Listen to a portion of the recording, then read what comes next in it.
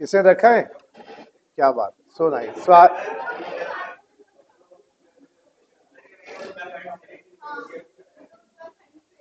चलो guys, a very good morning to all of you. So last session में valuation of supply के बारे में हमने किया था और उसका एक सर्कुलर मैंने पीछे दिया था आपको सेल्फ स्टडी के लिए। आई होप आपको समझ आ गया होगा and you will not have any difficulty in understanding it. Today I intend to start with a new chapter. Today I intend to start with a new chapter. And guys, the name of the chapter is, in fact, this chapter is very interesting. The concept of time of supply. The concept of time of supply. I intend to start a new chapter. जो भी आपकी settle down बेटा please. Everyone, I want full attention of yours. So जो भी आपकी problems है valuation की will discuss towards the end, last 15 minutes questions की और प्रैक्टिस होगी या कुछ भी होगा, will do towards the end. So let us start a chapter known as time of supply. In short, we call it TOS. We call it TOS. And primarily we are going to cover up two sections, section 12 and section 13 under this category, 12 and 13. Which section did we do in the concept of valuation of supply? 15, section 15. So more or less approx 50-60 sections are more important in GST. I'm not saying this is a huge number of sections. So approx 40-50 sections are important. So let us understand the logic behind this concept of time of supply. As I told you before, taxes के दो elements होते हैं, one is levy, other is collection. When does GST becomes applicable on a transaction? When you have goods and services. These are taxable goods or taxable services. The supply becomes taxable, the person is taxable, and the territory is taxable. Am I right? And once GST becomes applicable on the transaction, we have to quantify GST. We have to quantify GST and we need to deposit GST. हमें उसको मूल्यांकन करना है उसका और फिर उसका भुगतान करना है. So we have to quantify and we have to deposit. So there were 5 events involved in the levy. How many events involved in collection? 8 events. 8 events. Out of those 8 events, the best part is we have completed one event, and that was valuation of supply. So what did valuation of supply tell us? It told us about the amount on which GST is to be applied. Whether you are a supplier of goods or whether you are a supplier of services, it is the amount on which GST is to be applicable or GST is to be levied. In fact, that is known as transaction value, which we did approximately in 2 classes. Similar concept is there in under income tax, the concept of total income. जैसे यहाँ पर transaction value है, वहाँ पर total income है. You will be surprised to know, to compute total income, it will require us to have 30 to 35 classes minimum or 40 classes to compute total income. It is so complicated. But in GST, it only took us 2 classes to know what is the amount on which we have to apply GST. Some additions and some subtractions. That's it. So GST is much easier. I'm not scaring the life out of you. I'm not saying income tax is difficult, but that's different ball game. Anyhow, so we have done valuation of supply. Now I intend to do today is time of supply. Time of supply हमें बताएगा कब लग किस दिन GST लगाना है. It will tell us the date. There are different meanings of date. I am not talking about those dates. So यहाँ पर हम बात कर रहे हैं date. Date का मतलब है day, not hour, not seconds. It will tell us the day. 15 तारीख, 16 तारीख, 17 तारीख, 18 तारीख, किस दिन GST लगा. सर इसकी क्या रेलेवेंस है डे की? इसकी ये रेलेवेंस है. Let's take an example to understand this concept. For example, there is a registered person. He is dealing in taxable goods. Will GST apply on his transactions? More or less, he is a registered person. Goods भी है, taxable भी है. So स्वाभाविक है GST will apply on this transaction. Do you think the entire transaction gets completed in a day? It's not a lunch you order from a restaurant and have it in a day. It might take days, it might take months to complete a transaction, just like a marriage. So are you people married? Yes, sir. अच्छा, you are married? I didn't know this. तो बचपन में तब गौना हो गया था क्या आपका? नहीं, एक्चुअली वी आर लाइक, असली में गौना हो गया है? झूठ बोल रही है। I can make it out. बच्चे ही पागल बना रहे टीचर का है, टीचर ही पागल बनाते थे। चलो एनी हाउ, तो शादी होती है तो भैया महीने चलती है। महीने मीन्स कभी रोका होगा, फिर सगाई होगी, गोद भराई होती है, फिर मतलब गोद भराई is a function, something like that. I am not going to details please. उसके बाद शादी होती है, फिर आई एम नॉट टॉकिंग। नहीं नहीं नहीं नहीं नहीं, शादी से पहले जो टीका फंक्शन होता है, दूल्हे का तो टीका होता है। और मैं मैरिड हूँ बहन, मैं मैरिड हूँ, आई नो दैट। तो गोद भराई में क्या होता है, सुनो ना, टीके फंक्शन में तो लड़की वाले लड़के का टीका करते हैं, और गोद भराई में लड़के वाले जो लड़की होती है उसको गिफ्ट्स देते हैं, ऑल द स्टफ, शगन कहते हैं।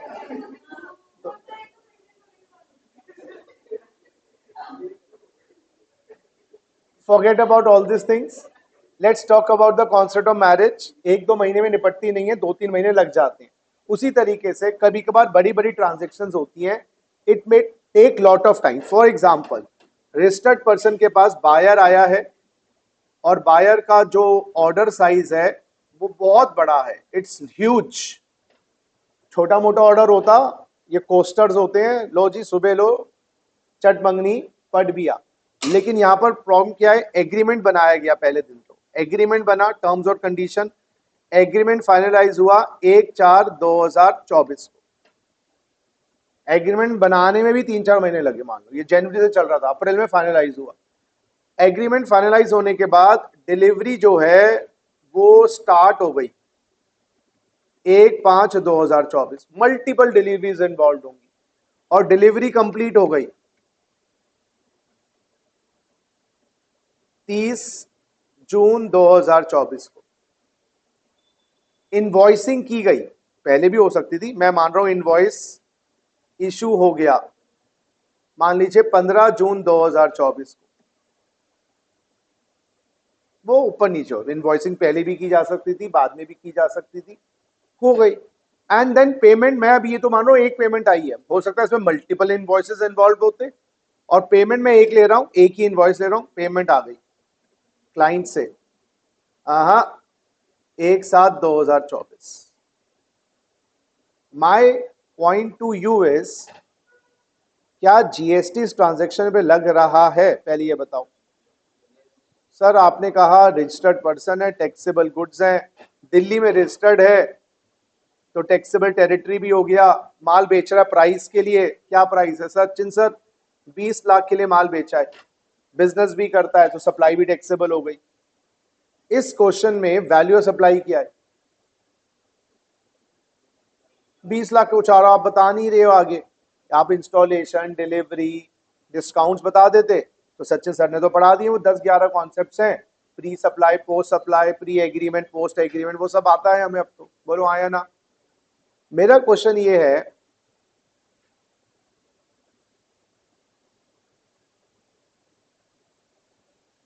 ये कौन से फाइनेंशियल ईयर की सप्लाई है?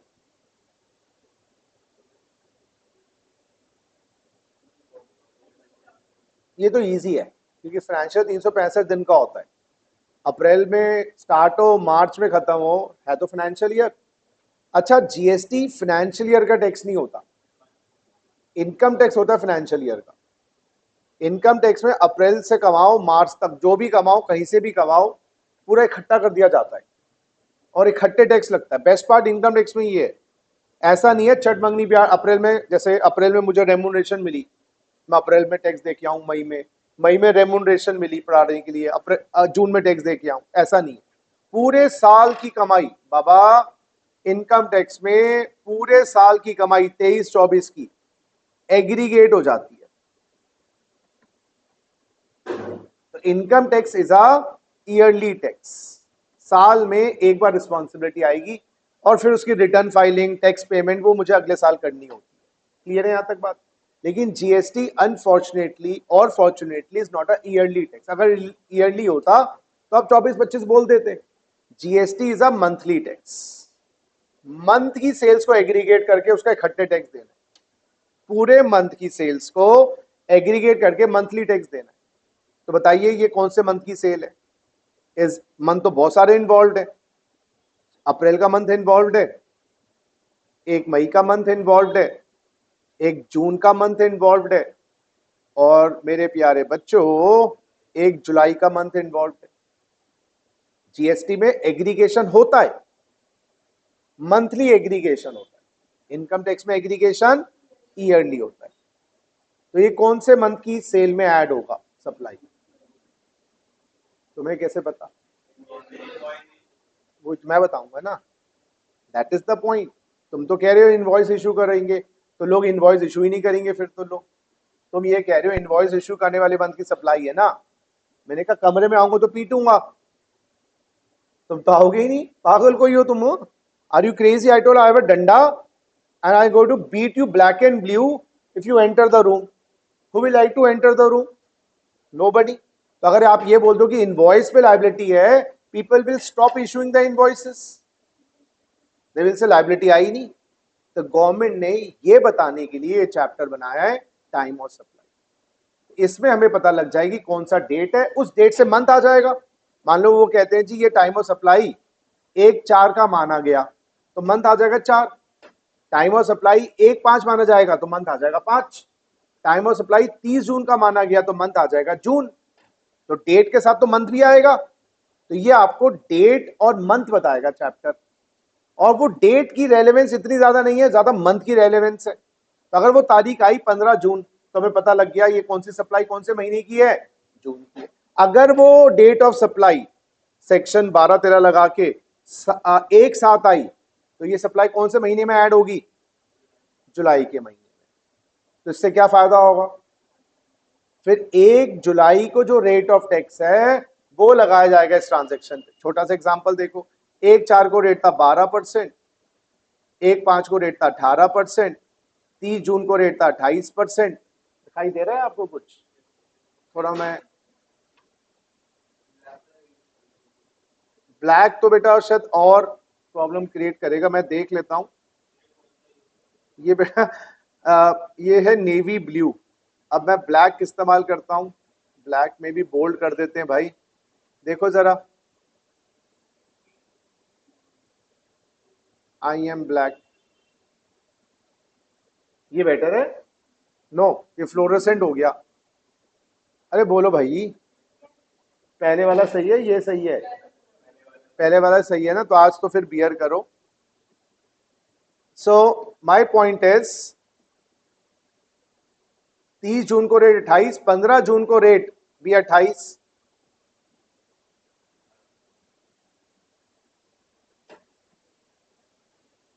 और एक साथ को रेट दोबारा 5 आ गया। तो अगर टाइम ऑफ सप्लाई एक साथ को निकला तो रेट कौन सा लगेगा इस ट्रांजेक्शन पे?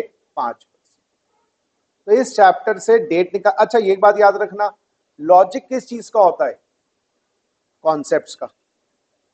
ये जो फॉर्मूलाज बताए जाएंगे उनका लॉजिक नहीं होता, वो तो गवर्नमेंट ने फिक्स कर दिए फॉर्मूलाज। तो वैल्यूएशन में क्या प्लस होगा क्या माइनस होगा गवर्नमेंट ने बता दिया, लॉजिक था वैल्यूएशन का। तो इस चैप्टर से क्या समझ आएगा आपको? इस चैप्टर से क्या समझ आएगा आपको? Date of supply. वो डेट डीम्ड डेट होगी, चाहे वो हम डिलीवरी की डेट देखें, चाहे हम वो डेट इनवॉइस की देखें, चाहे हम डेट वो एग्रीमेंट की देखें। आपके बलबूते या आपकी मन से लॉ नहीं बनेगा, लॉ गवर्नमेंट की सोच से बनेगा। क्लियर है बात? चलो जी आइए, तो लिखिए कॉन्सेप्ट। चैप्टर के हेडिंग के नीचे लिखिए कॉन्सेप्ट। चैप्टर के, हाँ जी, all 9 students please send a yes. Concept लिखिए, value of sorry not value, time of supply determines time of supply determines the, बोलो बोलो आगे बोलो, डेट। टाइम फिर वो आवर में लगेगा, टाइम बोले ना तो लगेगा 8:35। हाँ तो टाइम, अब निर्मला निर्मला जी का ईमेल आईडी देता हूं, सेंड हर अ ईमेल कि why don't you change the name from time of supply to date of supply. Would you want to have the email ID, या मैं सिबेक का central board of indirect tax and customs इनका email ID दे दूं? ठीक है। So time of supply determines the date of levy of GST on a transaction. Date of levy of GST, levy नहीं, date of levy. Levy तो 5 events होता है। 5 events क्या? Good services, taxable, taxable, taxable supply, taxable person, taxable territory. वो होता ही नहीं तो date क्यों निकालते? बात समझ आ रही है? अच्छा, ऑब्लिक, इसको ऐसे भी कह सकते हो, date on which supply deemed, हाँ डीम्ड मतलब मान लिया जाए, चाहे तुम्हें पसंद हो या ना पसंद। तुम्हारी पसंद से नहीं चलेंगे। एक गाना है ना वो, जो तुम्हें पसंद हो हम वो बात करेंगे, नहीं अरे हमारे टाइम के गाने हैं। अब वो बचपन हमने सुने हुए तो हमारी परमानेंट मेमोरी में घुसे हुए हैं। अब वो पता नहीं, I don't know why classes में ही बाहर आते हैं। वैसे तो घर में गाऊंगा तो घर वाले बाहर निकाल देंगे। बेचारे, you people don't have any option, you have to bear me out and you can't even say anything, you still say anything, I will throw you out of the class. So once my daughter happened to see my video, once I was like singing in the class, Papa, next time से ना please don't sing in the class, you are awful singer। मतलब उसके फिर भी मैं क्या करूं, आदत से मजबूर हूं। तो वो गाना यही है, वो जो तुम्हें पसंद हो हम बात करेंगे, वो गवर्नमेंट नहीं कहती। गवर्नमेंट कहती तुम्हें पसंद हो या ना पसंद हो हम तो बात करेंगे। So date on which supply deem to be taken place, the date on which supply deemed to be taken place या deemed to be happen, something like that। तो ये डेट पे मान लिया जाएगा सप्लाई हो गई, और हो गई तो जीएसटी लगाया जाएगा। अच्छा सर, इस कॉन्सेप्ट से फिर क्या निकल के आएगा? डेट से क्या होगा? अरे बाबा, उस डेट से, इसको आप कह सकते हो कॉन्सेप्ट, उस डेट से यूजफुलनेस क्या होगी? गाइस, 2 चीजें निकलेंगी। एक, रेट ऑफ जीएसटी फाइनलाइज होगा, क्योंकि ये ईयर का टैक्स तो है नहीं, unlike income tax which is a year tax. You know, financial year 24-25 you earn any between that dates, the rate of income tax remains the same। तो हमारे लिए इनकम टैक्स में भी FY 24-25 है। इनकम टैक्स में हमारे लिए FY 24-25 है, यानी कि फाइनेंशियल ईयर 24 जो स्टार्ट हो चुका है, 31 मार्च 25 तक बेटा आप कभी भी कमाओ। जैसे अभी कौन सा महीना चल रहा है? अगस्त का महीना। अगस्त में कमाओ, दिसंबर में कमाओ, मार्च में कमाओ, rate of income tax will remain the same on a particular income. तो अगर आपकी नौकरी अगस्त में लगे, दिसंबर में लगे, मार्च में लगे, कोई दिक्कत नहीं। टैक्स के पॉइंट ऑफ व्यू से आपको डिसीजन नहीं लेना, लेकिन जीएसटी में फर्क पड़ता है। सप्लाई 15 अप्रैल की है या 15 मई की है, रेट बदल गए तो आप थोड़ा सा चेंज कर सकते हो कि मैं सप्लाई इस डेट को दिखा दूं तो रेट ये लग जाएगा, उस डेट को दिखाऊं तो वो रेट लग जाएगा। तो क्लाइंट भी कह सकता है यार रेट बदल रहे हैं, रेट बढ़ने वाले हैं, सप्लाई को पहले कंप्लीट करके दिखा दो सो दैट रेट पुराना लग जाए। तो यहाँ पर चॉइस है आपके पास थोड़ी सी बचने की। आई am not saying every second month the rate changes, but GST is a dynamic tax, तो इसलिए आपको ना डेज निकालने पड़ते हैं। तो रेट ऑफ जीएसटी फाइनलाइज। दूसरा, मैं ये भी कह सकता हूं provisions of GST law finalize हो जाते हैं। ये क्या मतलब? Provisions of GST law finalize हो जाते हैं, इसका क्या मतलब?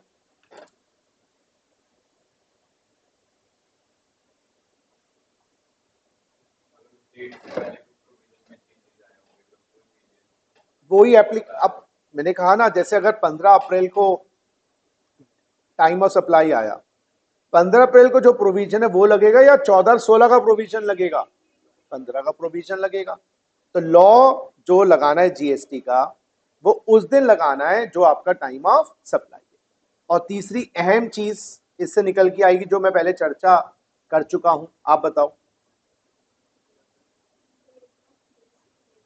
उससे क्या निकल के आएगा एक और, उस डेट से 15 16 17 जो भी डेट आती है, हाँ, due date of deposit of GST.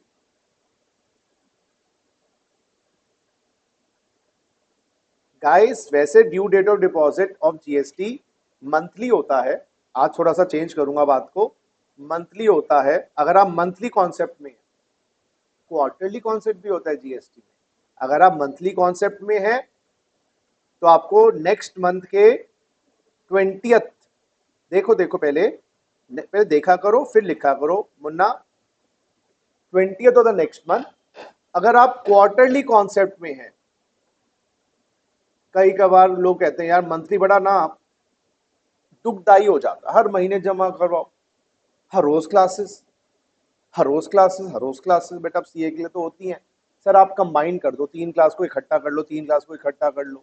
तो ऐसा कुछ क्वार्टरली कॉन्सेप्ट होता है कॉम्पोजिशन स्कीम वालों के लिए, आगे जाके पढ़ेंगे, एक चैप्टर आएगा हमारा सिलेबस में, कॉम्पोजिशन स्कीम। तो ये लोग कौन हो गए? Non composition scheme. तो जो मंथली कॉन्सेप्ट है वो नॉन कॉम्पोजिशन स्कीम है। And don't ask me what is composition scheme, I am not going to tell you right now. So अगर आप non composition scheme monthly concept में है तो 20th of the next month. अगर आप composition scheme में है so 18 of month after end of quarter. So आप क्या करेंगे? अप्रैल के जितने भी डेट ऑफ सप्लाई आई, टाइम ऑफ सप्लाई, मई की जितनी टाइम ऑफ सप्लाई आई, जून की ट्रांजेक्शन, वो सब इकट्ठी कर दो, उस पर वैल्यू निकालो, जीएसटी रेट लगाओ और 18 जुलाई तक जमा करवाओ। जुलाई अगस्त सितंबर सेकंड क्वार्टर, सारा टाइम ऑफ सप्लाई वाली ट्रांजैक्शन इकट्ठी कर दो, उनका 18 अक्टूबर। अक्टूबर नवंबर दिसंबर सारी ट्रांजैक्शन इकट्ठी कर दो, ये 18 है। आपको 18 of month after end of quarter, 18th of month. पहले समझा करो, लिखो मत बच्चों, पहले समझो। तो अगर आपका मंथली कॉन्सेप्ट में है, time of supply I Sachin sir 15 अप्रैल 2024, इसका जीएसटी कब जमा होगा? सर 20 मई। यानी कि खाली इस ट्रांजैक्शन का नहीं, जितने भी अप्रैल वाली टाइम ऑफ सप्लाई वाली ट्रांजैक्शन है, जितनी भी अप्रैल वाली, सबका आउटपुट टैक्स, सबका इनपुट टैक्स निकाल निकूल के 20 मई। अच्छा अगर आप क्वार्टरली वाले कॉन्सेप्ट में है, कॉम्पोजिशन वाले कॉन्सेप्ट में है, तो बेटा 1 अप्रैल से ले लेना, 24 से 30 जून तक जितनी भी ट्रांजैक्शंस का टाइम ऑफ सप्लाई इन डेट्स के बीच में आया, इंक्लूडिंग 1 अप्रैल 30 जून, सबका जीएसटी 18 जुलाई 2024। ऐसी 1 जुलाई से 30 सितंबर 18 अक्टूबर, अक्टूबर से दिसंबर 18 जनवरी, और 1 जनवरी से 31 मार्च 18 अप्रैल।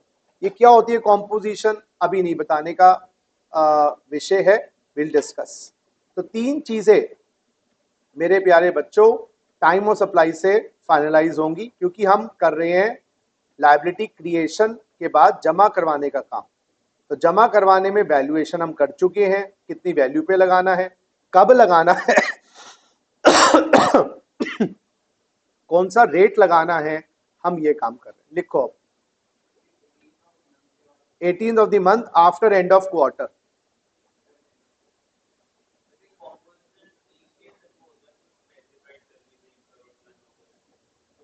हाँ हाँ हाँ, दोबारा बोल।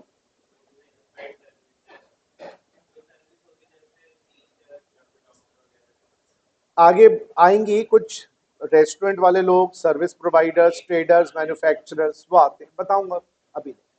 चलो जी फाइनलाइज करो दोबारा से बातें।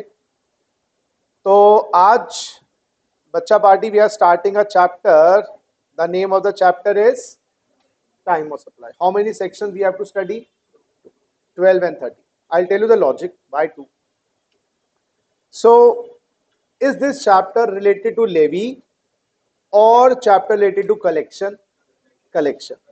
कलेक्शन में पहला काम तो वैसे यही होता है, टाइम ऑफ सप्लाई। वैल्यू तो बाद में आती है, पहले दिन तो पता लगाओ फिर वैल्यू निकालो। हमने वैल्यू पहले कर लिया, निकालने तो सारे 8 इवेंट्स हैं। आउटपुट एक्स निकालना आ गया हमें, इनपुट एक्स कितना होता है वो पता है, सेट ऑफ करना में आता है, फिर जमा करवाने का तरीका वो सीखना है। तो अब समझिए ना कलेक्शन के अंदर कितनी चीजें हम क्लियर होती जा रही है हमारी। ठीक है, अच्छा इस चैप्टर का लॉजिक क्या है? लॉजिक ये बेटा, ये आपको बताएगा दिन जिस दिन जीएसटी की बिजली ट्रांजैक्शन पे गिरेगी। सर उस बिजली के गिरने से क्या पता चलेगा? अरे बेटा रेट फाइनलाइज होगा। दूसरी बात, provision of the GST law कौन से लगाने हैं, सीजीएसटी एक्ट, उस दिन लगेगा। और तीसरा, due date of deposit of GST समझ आएगा।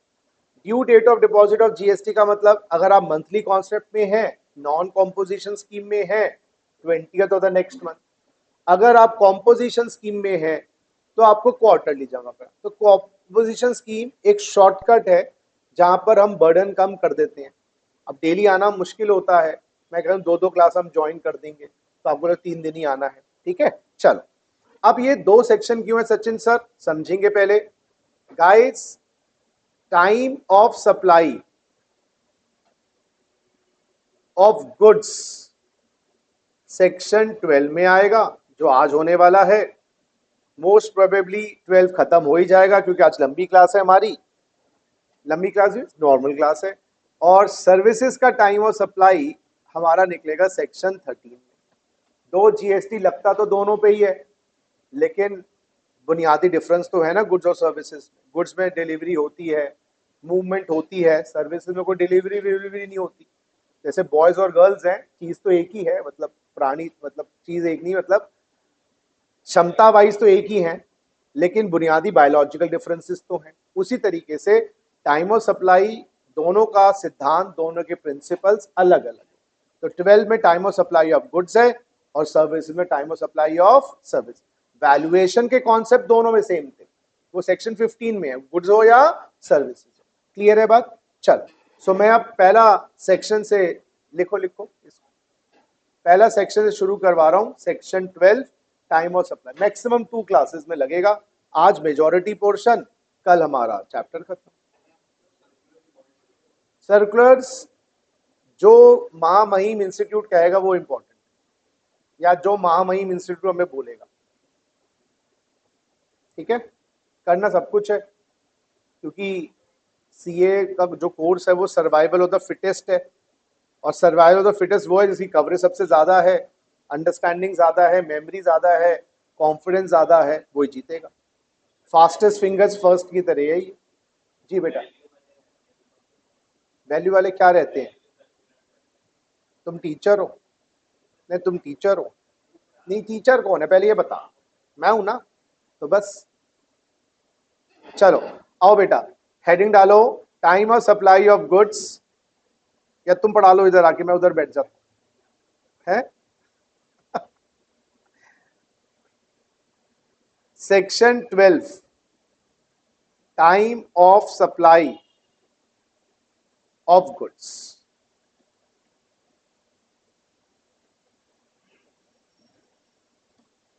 सेक्शन 12 के अंदर आपके 6 सब सेक्शंस हैं। कितने सब सेक्शंस हैं? 6। 15 में कितने सब सेक्शंस थे? 5 थे, पढ़ने 3 थे, चौथा 5वां तो इररिलेवेंट है।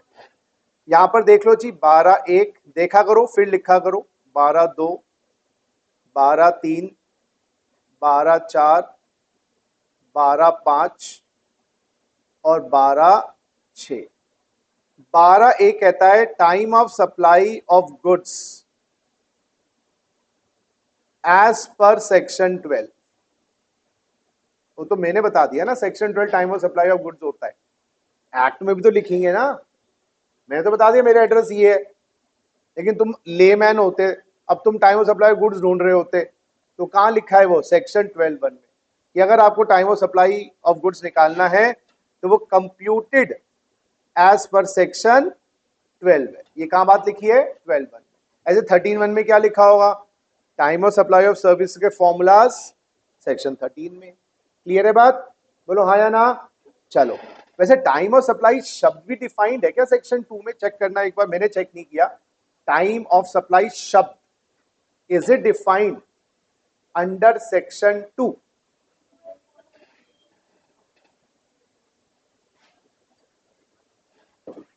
डेफिनेशन ऐसे ही कवर हो जाएंगी, पढ़ते पढ़ते कट जाए रास्ते, जिंदगी यूं ही चलती रहे। देखो सेक्शन 2 में क्या लिखा है, टाइम, टी से देखो, T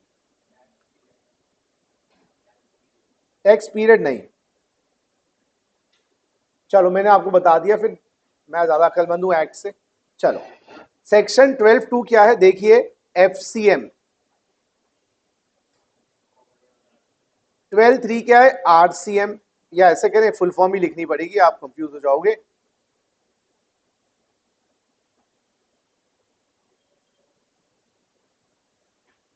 time of supply of FCM goods,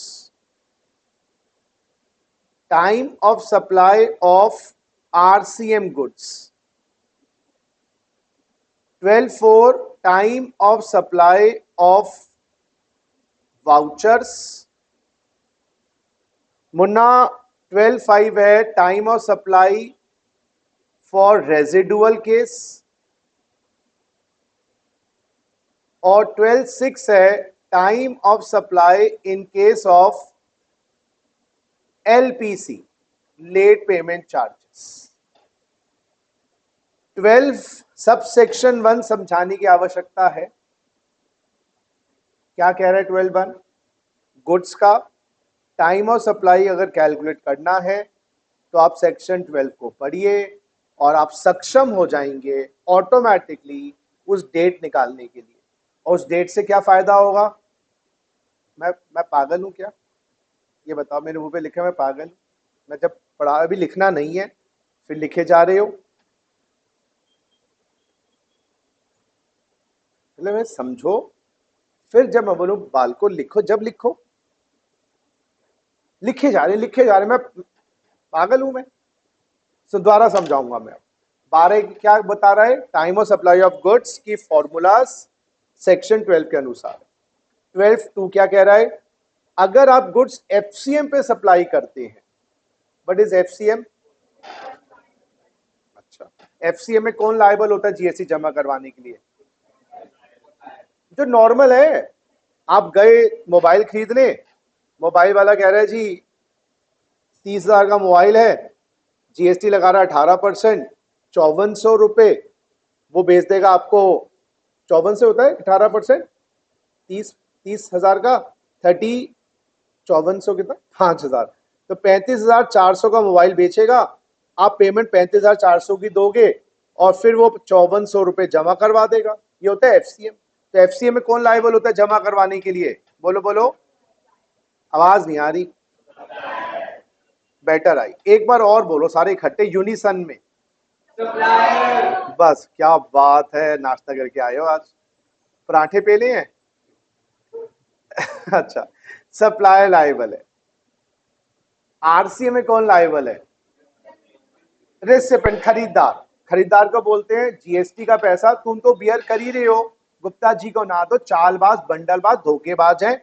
हमें एक विश्वास नहीं है उनके ऊपर, क्योंकि हमें लगता है वो इतना बड़ा काम नहीं करते जितना बड़ा आप काम करते हैं। हो सकता है रेसिपेंट बड़े स्केल का काम करता हो, उस केस में कह रहे हैं रेसिपेंट साहब आप जमा करवाओ। तो यहां पर लायबल कौन होता है? रेसिपेंट। तो रेसिपेंट को जमा करवाना है तो उसके फॉर्मूलाज अलग है। वो कब लायबल होगा रेसिपेंट? वो निकलेगा 12(3) में। सप्लायर की डेट निकलेगी कौन से सेक्शन में? 12(2). अच्छा, एक अच्छी बात, कौन से गुड्स पे आरसीएम है? समझ आ रहा नहीं, getting what I am saying? कौन से गुड्स पे आरसीएम है, कौन से गुड्स पे आरसीएम नहीं है? Do we need to know that? No, question will itself say RCM goods की सप्लाई। तो लायबिलिटी किसके ऊपर? रिसिपेंट पे। तो कौन से सेक्शन में डेट निकालेगा? 12(3). उस डेट से क्या फायदा हुआ? जमा कराने की तारीख और रेट पता चलेगा उसका। क्वेश्चन कहता है साइलेंट, क्वेश्चन कुछ नहीं बोलता, तो क्या मान के आओगे? एफसीएम होगा। कौन लायबल होगा? Seller of goods. उसकी डेट कौन सी तारीख, कौन से सेक्शन में निकलेगी? 12(2). क्लियर है बात? 12(4) क्या है? Voucher, Shoppers Stop, Zara, Lifestyle, Pantaloons, वो वाउचर्स इशू करते हैं। क्योंकि क्या होता है, मेरे बहुत बार पर्सनल एक्सपीरियंस है, कजन्स को, रिलेटिव्स को, प्रियतमा को कपड़े गिफ्ट किया जाए तो किसी को पसंद नहीं आते, क्योंकि कपड़ा एक बहुत पर्सनल चॉइस का होता है। कुछ कभी लूज रह गया, कभी टाइट रह गया। मैंने बहुत बार देखा है, क्लोज की गिफ्टिंग तो कभी करनी, क्योंकि मुझे भी कोई गिफ्ट करता है तो वो पड़े रह जाते हैं अलमारी में, कोई पहनने लायक होते नहीं। इसलिए बेटर क्या है, शॉपर स्टॉप, जारा, लाइफस्टाइल वाले, H&M वाले वाउचर्स इशू करते हैं, 2100 के, 3100 के, 5100 के।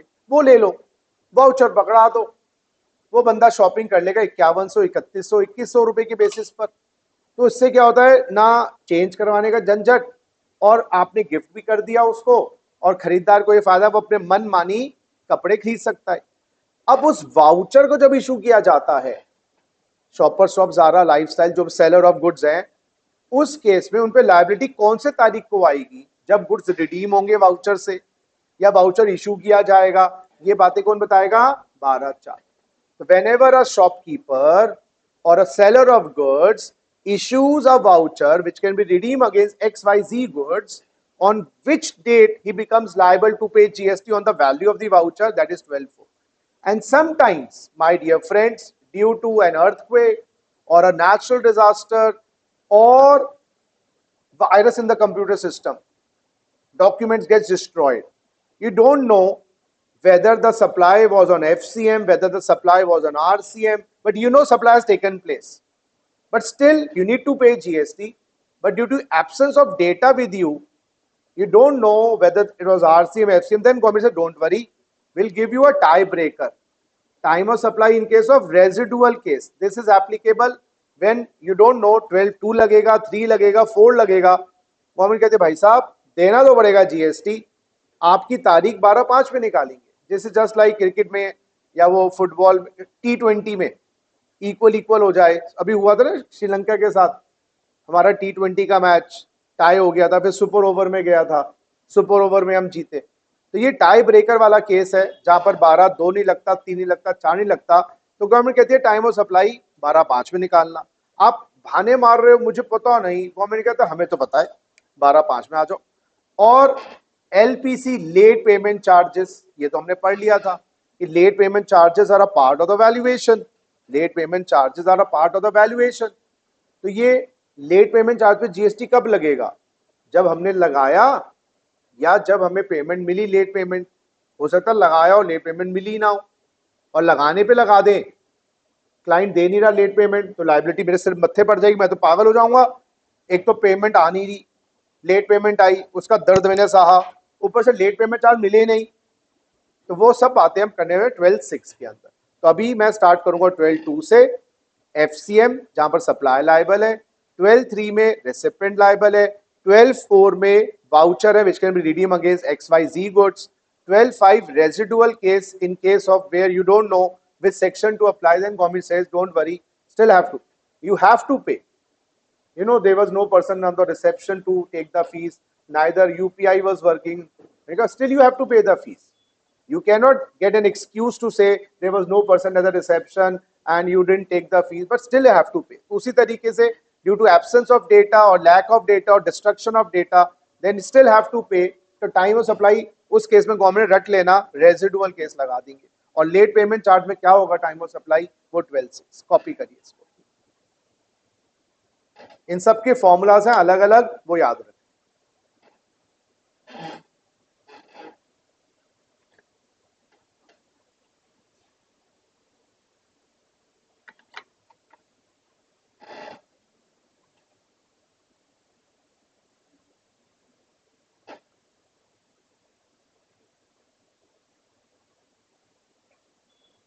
12.5 रेजिडुअल केस है।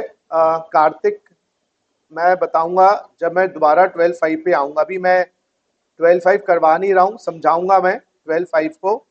Late me come to 12.5 and I explain you in detail again.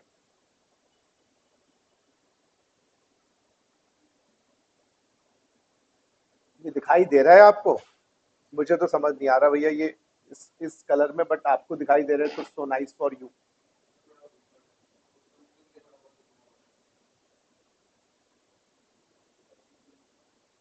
ऊपर कर दो मीन्स ऐसे? क्या कर दो बेटा? क्या बढ़ा दें? वाइट बोर्ड बढ़ा दूं?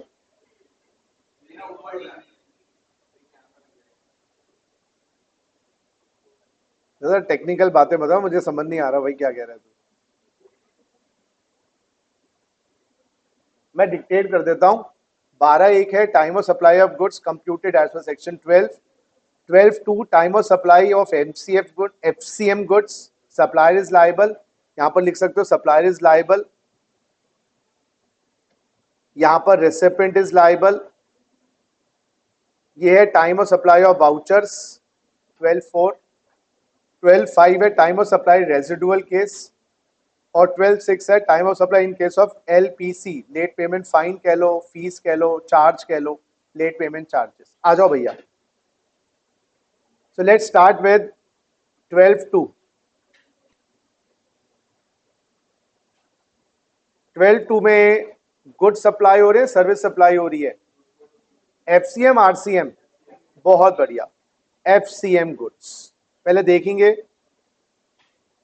इसके अंदर अप्रोक्सीमेटली हमें 3 केसेस करने हैं। पहला केस देखिए, केस 1। केस 1 है सिंगल सप्लाई। सिंगल वर्ड अभी भूल जाओ, बस ये याद रख लो, सप्लाई ऑफ गुड्स एफसीएम। ये सिंगल सप्लाई क्या है अभी नहीं। अब गवर्नमेंट कहती है जी, इस केस में जो गवर्नमेंट कहती है वो मानोगे या जो अपने मन में है वो मानोगे? अब गवर्नमेंट कहती है बेटा सिंगल सप्लाई एफसीएम है, ऑब्वियस हमें पता, माइंड में रखना, सप्लायर के ऊपर ये टाइम ऑफ सप्लाई निकाला जाएगा, रेसिपिएंट के नहीं। रेसिपिएंट पेमेंट दे देगा, आप कब लायबल होगे? पेमेंट वाले दिन या बिल वाले दिन या गुड्स जब आपने डिलीवर करवाए उस दिन, उनकी ही डेट्स बताने वाला हूं। तो गवर्नमेंट कहती है जी सिंगल सप्लाई में सबसे पहले सप्लायर अंकल आप निकालो अपनी date of issue of invoice. लो जी, बात क्लियर कर दी गवर्नमेंट ने। जिस दिन गुड्स के सप्लायर ने इनवॉइस इशू कर दिया, ऑटोमेटिकली वो लायबल हो गया। गुड्स गए हो ना गए हो, पेमेंट आई हो ना आई हो, जैसे ही आपने बिल इशू कर दिया आप लायबल हो गए। बात खत्म। बिल इशू करने का मतलब है पॉजिटिव इंटेंट। आपने क्यों इशू किया? अगर मैंने किसी को धमकी दे दी तुझे पीटूंगा, that's a crime I have committed. Even if I don't commit the actual crime, the threat of killing a person is tantamount to a crime. तो उसी तरीके से अगर आपने बिल इशू कर दिया, चाहे आपने चक्कू वक्कू और प्लान कुछ ना किया और थ्रेट दिया था, ऐसे ही गुस्से में आ जाता है। गुस्से में तो हम बोल देते हैं तुझे मार दूंगा मैं। स्कूल में कर रहा हो तुमने झगड़े करे होंगे, लड़कों ने तो सही, लड़कियां नहीं करती। लड़कियां very soft hearted as compare to boys. मैं खुद बॉय, मुझे पता है ना, मैं लड़कियों को झगड़ते हुए देखा। वैसे अनफॉर्चुनेटली मैं लड़कियों को भी झगड़ते हुए देख लिया सी की क्लासेस में। मतलब वो भी मैंने देख चुका हूँ, क्लास में 2 लड़कियां झगड़ रही थी। मतलब नॉट चोटी वाला लड़ाई, बट वर्बल लड़ाई होगी, तुझे उठा लेंगे। ये तो एक्चुअली मेरे साथ हुआ। I was the shock of my life. तो मेरी सारी अजम्पशंस प्रिजम्पशन सारी उल्टी हो गई उस दिन के बाद से। मुझे तो लड़कियां लड़ाई नहीं करती, लेकिन तुझे उठा लेंगे क्या? तुझे भी उठा लेंगे, तेरे परिवार को उठा लेंगे क्या? तुझे पता भी नहीं चलेगा तू किससे बात कर रही है। ये एक्चुअल लैंग्वेज थी। मैंने कहा भाई तुम सीए करने आ रहे हो, क्या करने आ रहे हो? क्या दांत तोड़ दूंगी, दांत हंस क्यों रही है तू? मैं उस दिन के बाद सारी अजम्पशन चेंज हो गई। लेकिन पहले तक तो यही थी कि गर्ल्स डोंट फाइट। तो बॉयज में तो ये होता है, शाम को मिली हो तू, क्लास के बाहर मिली हो तू, तूने मेरी वाली बंदी से बात कर ली, ये तो हमारे, अरे मैं भुक्तभोगी हूँ। एक ऐसी एक लड़की थी क्लास में, पूजा अग्रवाल, तो नाम क्यों बता रहा हूँ मैं। तो I was just talking to her. मैं तो I was a very shy kid, मतलब I was a very shy kid, introvert kid in school. बाद में जब लाइफ ने सिखाई चीजें, तो मैं तो इससे बात कर रहा था, आई डिडंट नो एनीथिंग। बंदा आगे पीछे हाथ रखता है, क्या बाहर मिली हो तू आज।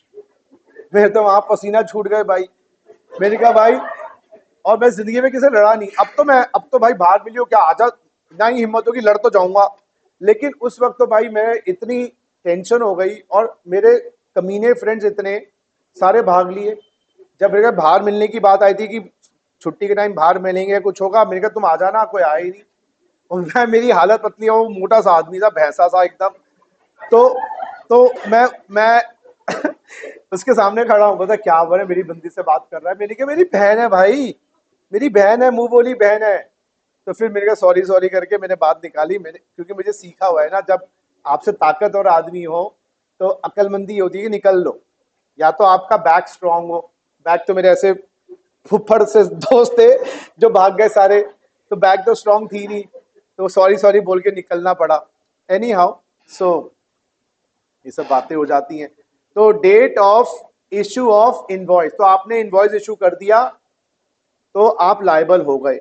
लेकिन फिर आपको एक चांस मिल गया कि इनवॉइस इशू ही ना करो, क्योंकि इनवॉइस इशू करेंगे तो गवर्नमेंट आपको फंसाती है। थ्रेट दो ही मत, फिर थ्रेट दूंगा तो फंसूंगा। तो गवर्नमेंट दूसरी डेट बना दी, date, last date of issue of invoice, last date of issue of invoice under section 31। जब तक आप उस सप्लाई का बिल इशू कर सकते थे, एक डेट है ये मान लीजिए डेडलाइन है। अगर आपने बिल इशू नहीं किया इस डेडलाइन तक, तो ये डेडलाइन वाले दिन ऑटोमेटिकली आप लायबल हो जाओगे। वो डेडलाइन मान लो 30 अप्रैल है, किसी भी ट्रांजेक्शन की डेडलाइन है 30 अप्रैल। वो डेडलाइन बताऊंगा, मैंने इनवॉइस इशू कर दिया यहां तक 30 अप्रैल से पहले, तो क्योंकि आगे हम पढ़ेंगे विच एवर इज अर्लीस्ट, रुको अभी कॉपी नहीं करना, बिल्कुल समझना है, एक और डेट आएगी अभी। तो विच एवर इज अर्लीस्ट, तो अगर मैंने 30 अप्रैल तक बिल इशू कर दिया 15 अप्रैल को, तो लाइबिलिटी 15 अप्रैल को। अब मैं तो बड़ा स्मार्ट हूं, क्लेवर हूं, चंट हूं, तो मैंने कहा मैं बिल इशू नहीं करता। तो गवर्नमेंट ने कहा सचिन सर ये डेडलाइन तो आ ही रही है, तो डेडलाइन वाले दिन automatically supply will be deem to be taking place. तो डेडलाइन वाले दिन मैं ऑटोमेटिकली लायबल हो जाऊंगा। वो डेडलाइन कहां लिखी हुई है, सेक्शन 31। तो सेक्शन 31 डेडलाइन बताता है इनवॉइस इशू करने की। और अब सुनो मेरी बात, ना मैंने बिल इशू किया, ना अभी कोई डेडलाइन आई, ना मैंने कोई बिल इशू किया, ना डेडलाइन आई, am I liable to pay GST? या डेट आ गई कोई, अभी फाइनलाइज हुई डेट नहीं हुई ना, तो गवर्नमेंट एक डेट और बना दी जानबूझ के, किसी भी तरीके से आपको पकड़ना है। आपकी ना डिलीवरी हुई है, ना अभी इनवॉइस गया है, फिर गवर्नमेंट कहती है date of receipt of payment हो गई है क्या, date of receipt of payment, supplier को पेमेंट आ गई है कि हाँ पेमेंट तो सर 6 महीने पहले ही आ गई थी, तो बेटा पेमेंट वाले दिन मैं लायबल हो गया। तो गवर्नमेंट ने कहा, अब मान लो I am a supplier of wallet, तो गवर्नमेंट कहती है जी आपने क्या वॉलेट का इनवॉइस इशू कर दा, मैंने कहा नहीं। क्या लास्ट डेट आ गई, अभी होती होगी, कुछ नहीं आई, लेकिन वो तो मुझे 2,000 रुपए पहले दिन पकड़ा गया था, तो बेटा मैं तो लायबल हो गया। पेमेंट वाले दिन ही लायबल हो गए, हाँ अभी तो वॉलेट दिया ही नहीं, बिल गया नहीं, मतलब नहीं है, डीम्ड। आपने मुझे देखा, मान लीजिए आप मेरे स्टूडेंट नहीं है और आप मेट्रो में मुझे मिल गए, अरे Sachin sir, your Sachin sir, I have heard lot about you, please pay the fees.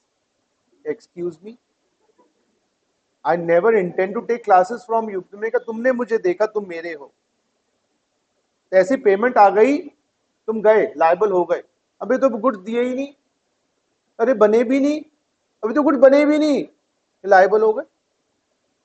ये डीम डेट्स है, तो फिर लायबिलिटी कब नहीं आएगी, ना पेमेंट आई हो, ना वो लास्ट डेट एक्टिवेट हुई हो, और ना बिल इशू किया हो। बोलो हाँ या ना। अब थोड़ा और डीप में जाते हैं। ये जो last date of issue invoice है, ये 31 सेक्शन में जा रहे हैं। ये dates, last date of issue invoice, दो वेरिएबल्स हैं, मूवमेंट इन्वॉल्व,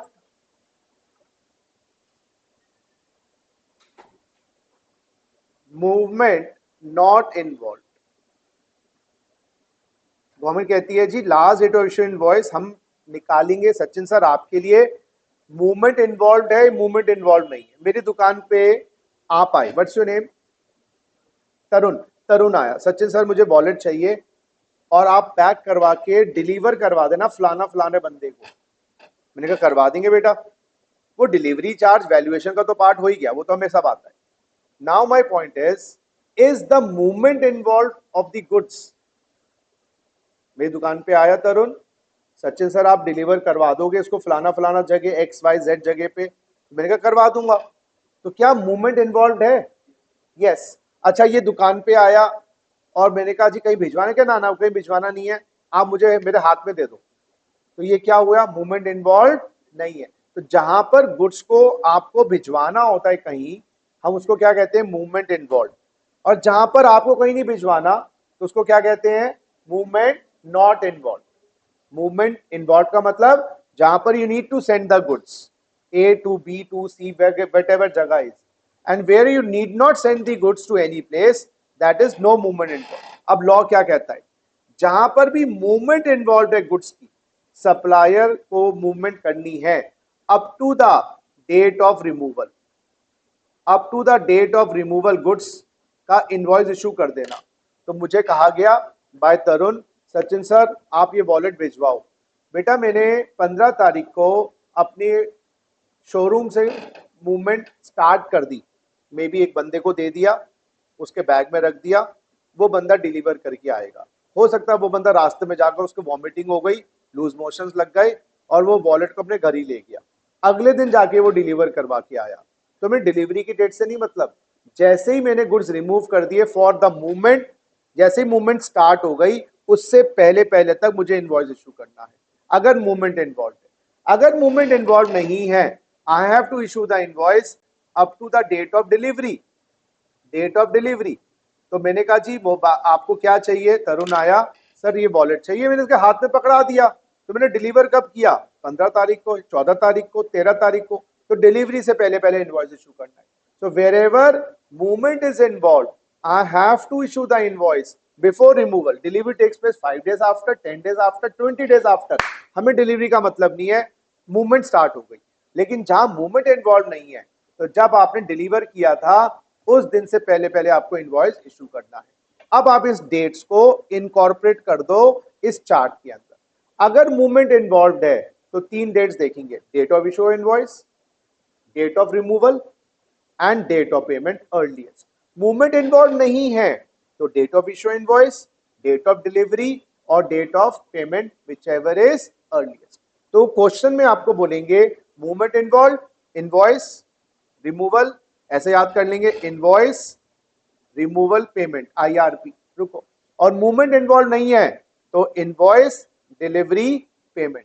तीनों में से जो दो डेट्स अर्लीस्ट आएगी उसको क्या बना देंगे? Time of supply. बात समझो। अब एग्जाम्पल देखेंगे, बाद में कॉपी करेंगे। बेटा एग्जाम्पल ये ले लेते हैं, रजिस्टर्ड पर्सन है, टैक्सेबल सप्लाई कर रहा है। अच्छा नॉन टैक्सेबल सप्लाई कर रहा होता तो, अरे सर दिल्ली टूट गया तो जी कर क्या करेंगे? जब सप्लाई पे GST नहीं लगा तो फिर टाइम ऑफ सप्लाई निकाल के क्या करेंगे? और ये बायर है, मैं FCM की बात कर रहा हूं, RCM की बात कर रहा हूं, FCM की। अब आप देखने में सक्षम, देखो डेट ऑफ एग्रीमेंट, अब वही डेट्स पुरानी वाली दोबारा लिख रहा हूं, अब आपको इन सब डेट्स को समझ आना स्टार्ट हो जाएगा। 1 अप्रैल 24। डेट ऑफ रिमूवल, आपने रिमूव किए अपनी फैक्ट्री से, गोडाउन से, शोरूम से, शॉप से 1/5/24 को। डिलीवरी 5-7 दिन के बाद ही हुई, डेट ऑफ डिलीवरी हुई आपकी 10/5/2024। अब आप इन चीजों को देख के बता सकते हो। अगर इस क्वेश्चन में मूवमेंट इन्वॉल्व होती you were under an obligation to issue the invoice up to which date?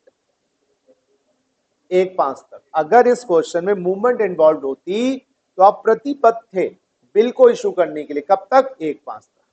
अगर इस क्वेश्चन में मूवमेंट इन्वॉल्व नहीं होती तो आप प्रतिबद्ध थे इनवॉइस इशू करने के लिए, कब तक? 10/5 तक। अब आपने इनवॉइस कब इशू किया? तुम तो date of issue of invoice, आपने इशू को इनवॉइस को कर दिया 1/6/2024। लेट कर दिया, यानी कि करना तो चाहिए था। तुम लेट करोगे तो क्या क्लास लेट स्टार्ट होगी? ऐसा तो नहीं हो सकता। तो तुम तो जानबूझ के लेट करने को, जब भी तो डेट डाली गई है कि रिमूवल डेट, डिलीवरी की डेट तो एक्टिवेट हो जाएगी पहले। अच्छा, पेमेंट कब आई? अब इनवॉइस लेट इशू किया है तो पेमेंट भी लेट ही आई होगी। Date of payment received by the supplier, बेटा 1/7/2024। इसी क्वेश्चन में ए अजम्पशन लिखी हुई है मूवमेंट इन्वॉल्व, और बी लिखी हुई है मूवमेंट नॉट इन्वॉल्व। आप बताइए, गोइंग बाय द फॉर्मूला, पहले केस में टाइम ऑफ सप्लाई क्या होगा? अलग कल लगानी है, सेक्शन में 12 2 ही लगाऊंगा। और बी केस में टाइम ऑफ सप्लाई क्या होगा? देखो जरा,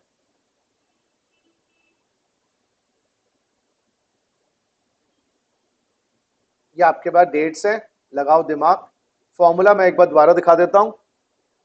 आईआरपी या IDP, movement involve, movement not involve. करो जरा दिमाग लगाओ, मैं पूछूंगा आपसे, ये डेट्स आपको दिखा देता हूं। आई आस्क यू, करो जरा दिमाग लगाओ।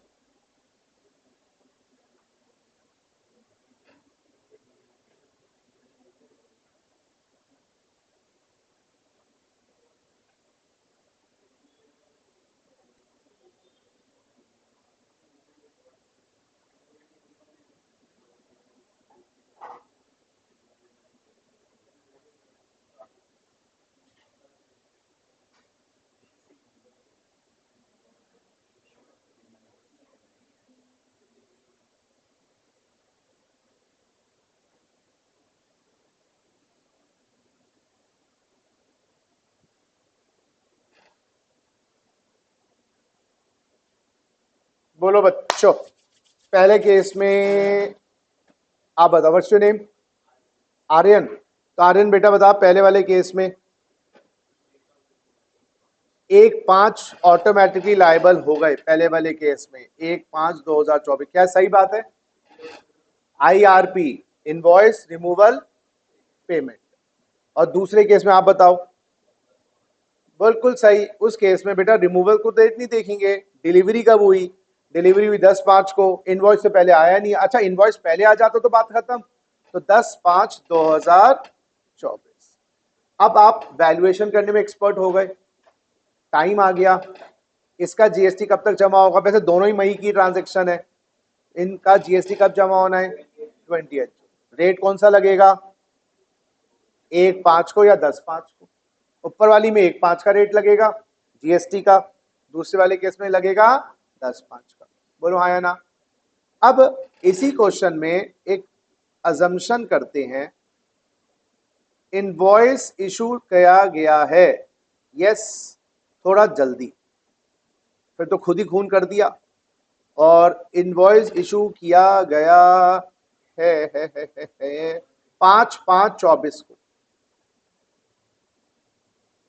अब बताओ ए का आंसर दोनों केसेस में, in both cases, removal involve not involve, 5/5/24। बताओ, आप बताओ। अरे एक सबसे पूछेंगे।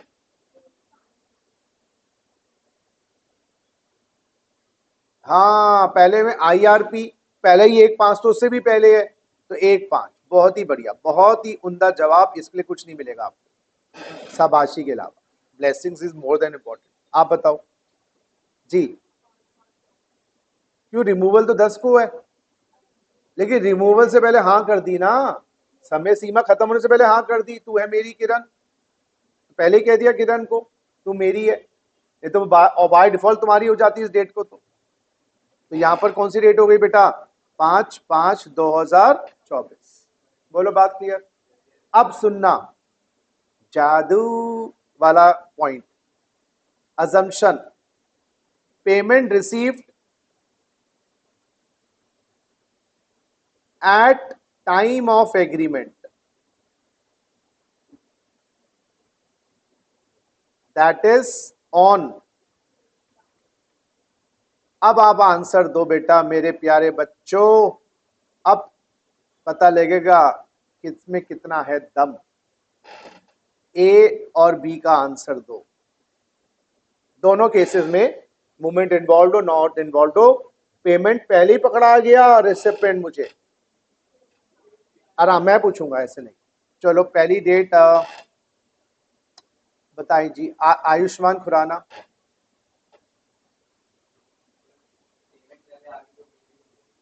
डेट बताओ मुझे।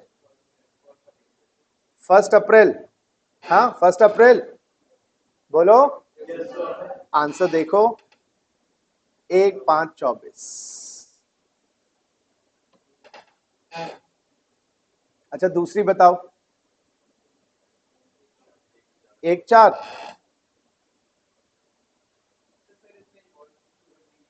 10/5/24।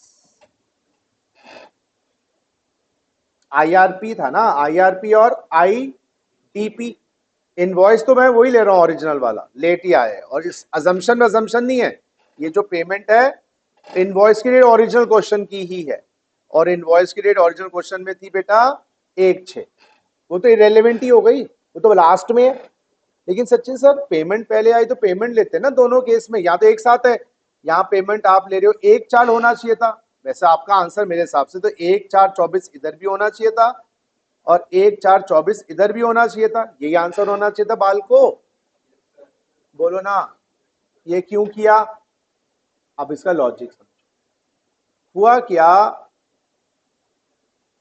कौन आया था वॉलेट लेने मेरे से, आर्यन, आप तरुण, तरुण आया था, 1000 वॉलेट खरीदने थे उसको मुझसे 1000, 2-2 हजार का वॉलेट है, सो 2000 इंटू 1000 कितना हुआ भैया, 20 लाख रुपए।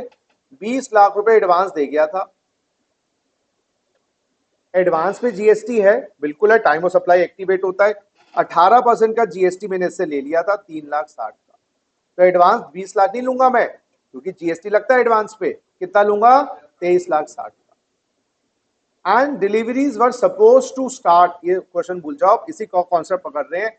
डिलीवरी, ये पेमेंट आई थी 1/4/24 को, and deliveries were suppose to start from 1 June। deliveries were supposed to start from 1 June. You getting what I'm saying? Tarun comes to me, बहुत बार ऐसा ही होता है, पैसा दिया जाता है फिर हम बनाएंगे फिर हम देंगे, बीच में 20 मई तक मैं ये सारा 3,60,000 गवर्नमेंट को डिपॉजिट करवा चुका हूं, क्योंकि मेरा टाइम ऑफ सप्लाई एक्टिवेट हो गया एडवांस पर। तो सचिन सर आपने कहा payment is to be taken as a criteria for determining the time of advance, yes और नो। पता नहीं क्या हुआ, 25/5 को आता है तरुण मेरे पास, sir we like to cancel the order. मैं तो जमीन खिसक गई पैर के नीचे, इतना बड़ा ऑर्डर आया हुआ 20 लाख रुपए का। We have heard about your quality from the other persons, and I suppose your quality is not so good. And as per the agreement, we like to cancel the contract. Agreement में लिखा था कोई भी cancel कर सकता है। Please refund us 23,60,000. Like, hi Tarun, I can refund you 20 lakhs. But how will I refund you 360? वो तो गवर्नमेंट के पास जमा हो चुके हैं, बोलो हाँ या ना।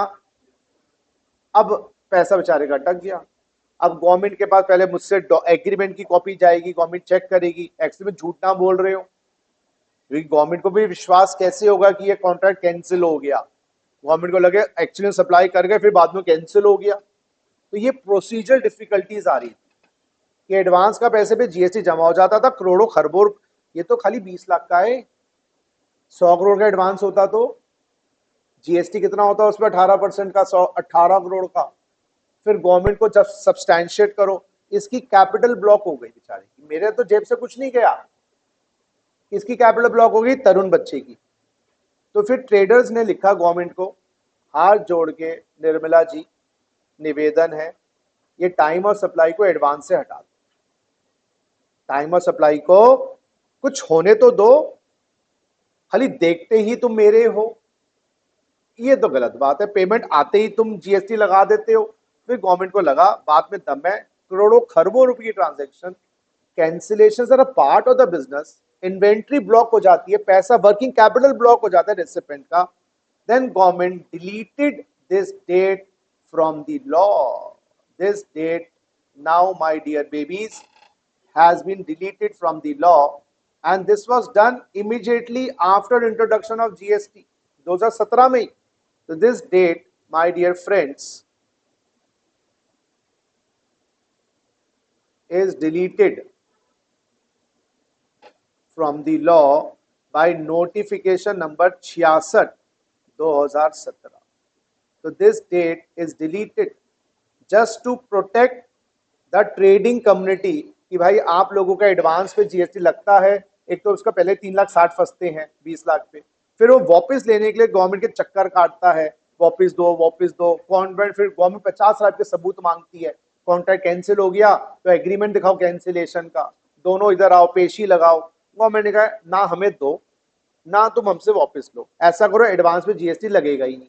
तो गवर्नमेंट ने डेट हटा दी, तो अब ये डेट खाली रह गई है गुड्स के केस में आईआर और आईडी, यानी कि इनवॉइस और रिमूवल अगर मूवमेंट इन्वॉल्व है, इनवॉइस और डिलीवरी अगर मूवमेंट इन्वॉल्व। आंसर में फर्क क्यों नहीं आया पहले वाले दूसरे केसेस में? क्योंकि पेमेंट की डेट लास्ट में थी, पहले इनवॉइस और रिमूवल आ चुके थे। इस क्वेश्चन में आंसर में फर्क इसलिए आ गया क्योंकि पेमेंट 1/4 को है, पेमेंट की डेट तो देखनी ही नहीं है, तो इनवॉइस और रिमूवल 1/5 है, इनवॉइस और 10/5 है, इसलिए हमने ये डेट्स यहां पर देखी, इसलिए आंसर ये रहेगा। तो अब संक्षेप में आंसर क्या आएगा? Movement is involve for goods. अब प्रैक्टिकली अपने आप को बिठाओ सप्लायर की ऐसे, आप वो गुड्स के supplier, AC TV fridge laptop furniture wallets accessory jewellery, आप सप्लायर हो, तो आप कब लायबल होंगे? वो तो ऑब्वियसली लेवी तो होगा किस दिन? जिस दिन आपने बिल इशू किया या रिमूवल किया या बिल इशू किया या डिलीवरी करी, उसी दिन आप लायबल हो जाते। पेमेंट आए 20 दिन के बाद आए 30 दिन के बाद से कोई मतलब नहीं है। अगर कोई रेसिपेंट आपको एडवांस पेमेंट दे गया 1 करोड़ की, अभी तक इनवॉइस इशू नहीं किया गया, रिमूवल नहीं हुआ है, डिलीवरी नहीं हुई है, तो आप अभी तक लायबल नहीं है। इससे क्या फायदा हुआ? ना जीएसटी लेना पड़ेगा एडवांस पे, और अगर कॉन्ट्रैक्ट कैंसिल भी हो गया तो पूरा पैसा वापस कर देंगे, उसका पैसा फंसेगा नहीं। क्लियर है बात? Now you copy this concept, फिर क्वेश्चंस करो। इतना कॉपी करते करते ही जो आपकी क्वेरीज है वो पूछना स्टार्ट करो।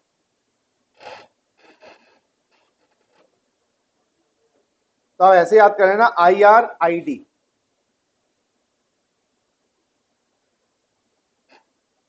थोड़ा स्मॉल करूं इसको?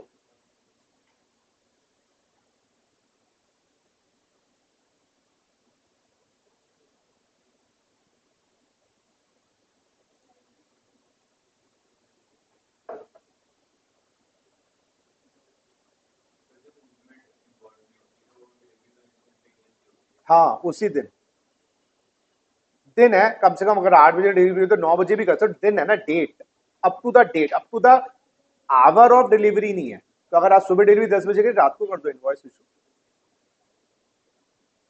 नहीं करोगे तो पेनल्टीज फाइन्स वो सब अलग चीज है, वो अभी नहीं आ रहा।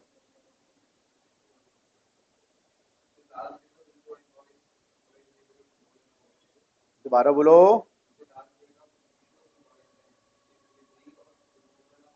बस, हाँ, इसके अलावा सर्विसेज का लास्ट डेट अलग आएगा। ये तो किसका डिलीवरी है? गुड्स की।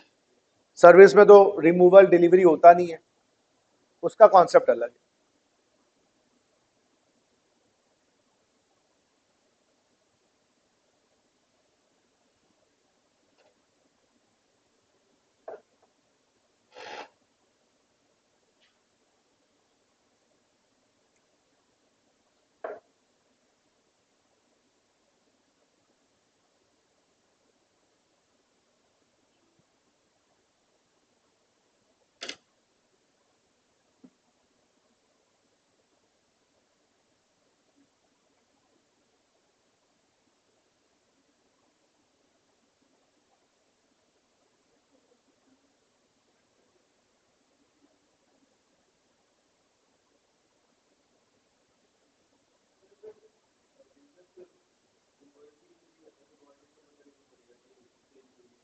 दोबारा बोलो।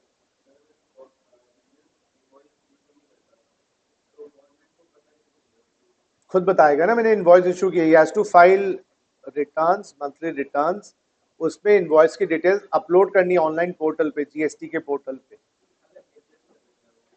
दोबारा बोलिए। नहीं, आपके हाथ में कोई एग्जेम्प्ट करना, अगर आपके गुड्स एग्जेम्प्ट हैं तो बात अलग है, अगर आपके गुड्स टैक्सेबल हैं तो आपको तो इनवॉइस इशू करना है।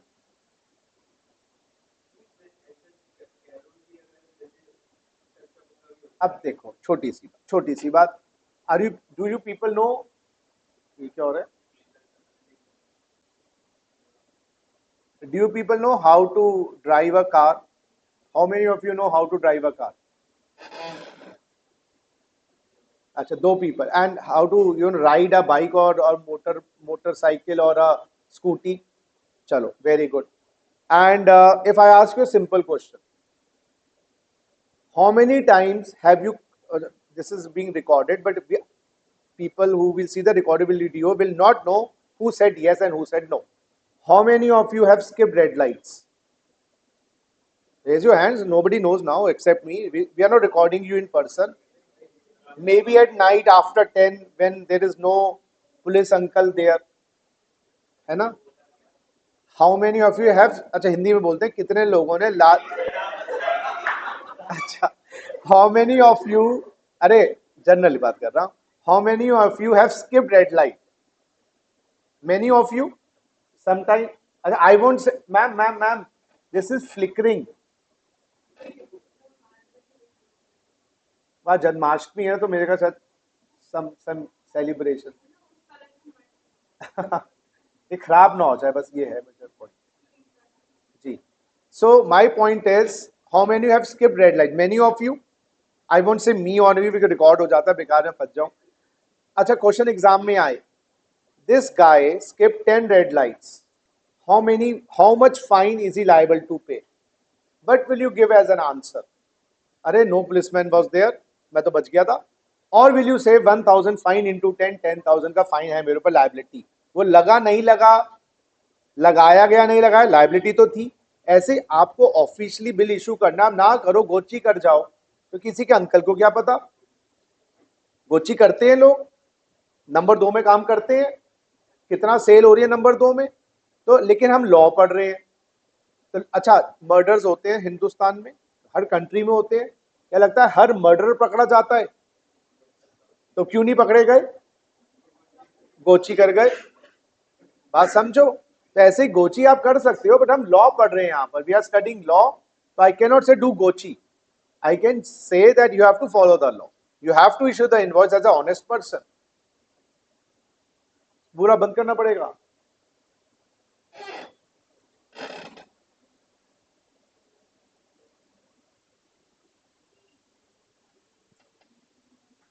हाँ जी बच्चों, कॉपी करना स्टार्ट किया।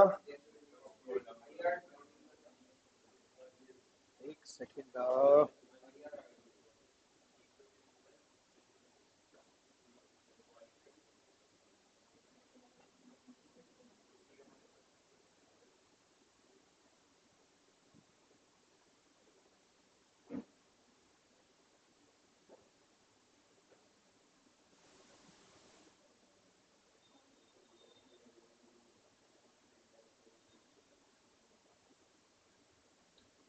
चलो गाइस, लिखो जरा, स्टार लगाना है आपको last date of issue of invoice पे, तो movement involve up to the date of removal, movement not involve up to the date of delivery. Now नीचे आप एक क्वेश्चन बनाएंगे, now write a question below this formula.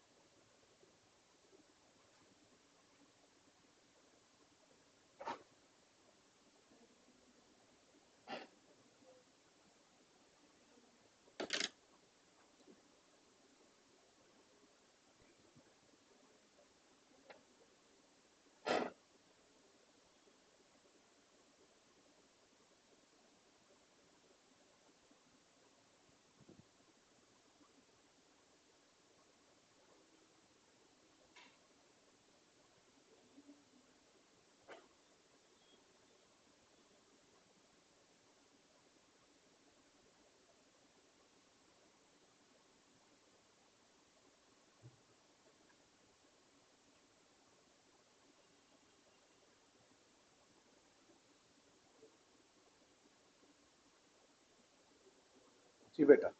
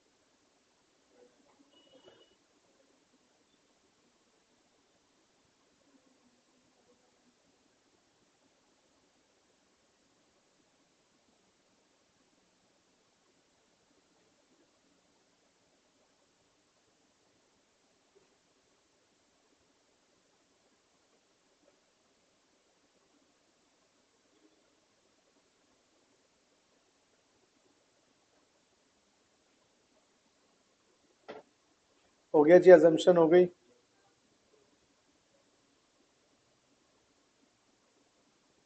Payment received at the time of agreement, that is on 1/4/24. Payment received at the time of agreement, that is 1/4/24. अब इसका substantiate कैसे करोगे? इसको अगर एग्जाम में आ गया तो क्या लिखोगे? वही आप ऐसा करना ना, दो डेट्स लिखना बस। तीसरी डेट को लिख देना नोट के रूप में, एज पर notification 66/2017 date of payment is deleted, बस। Hence, relevant dates are invoice and last date of invoice. The answer will remain the same, 1/5 and 10/5.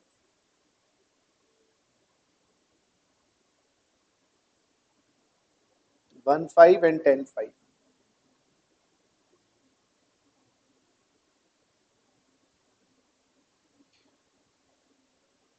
अब जरा एक assumption मैं बना रहा हूं, अभी करिएगा। I'm making one another assumption. Now you do everyone. Original question में ही चलेंगे, जो अभी हम क्वेश्चन लेके चल रहे हैं। We'll go by the original question only. इसका आंसर देना बेटा। हो गया? यहां तक कॉपी हो गया एवरीवन? चलो आओ बच्चों,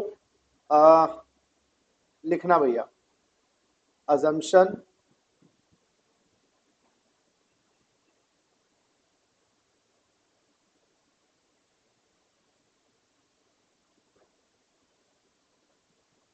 %50 invoice फॉर सप्लाई, या 50, एक सेकेंड, ये वाली लाइन को थोड़ा सा डिलीट करूंगा मैं।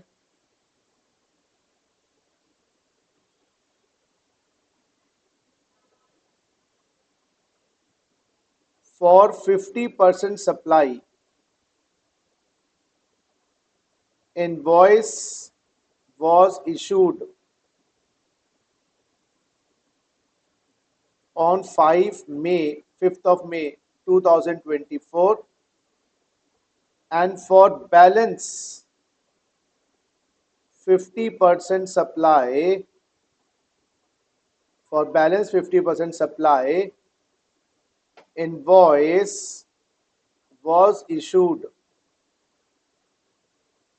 on 1st of July 2024, or let's make it 1st of June 2024.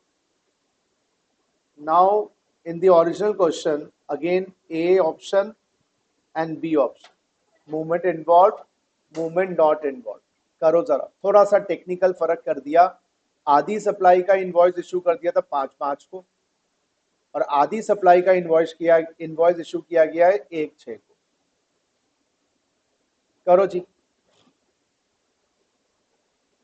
Hint दे देता हूं, 2 सप्लाई मान के दोनों का टाइम ऑफ सप्लाई अलग अलग कर देना। अब एक सप्लाई दो सप्लाई मान ली जाएंगी, 50% का टाइम ऑफ सप्लाई अलग निकलेगा, 50% का टाइम ऑफ सप्लाई अलग। चलो करो, हिंट दे दिया, दोनों केसेस में आंसर निकालो। मूवमेंट इन्वॉल्व है, मूवमेंट इन्वॉल्व नहीं है।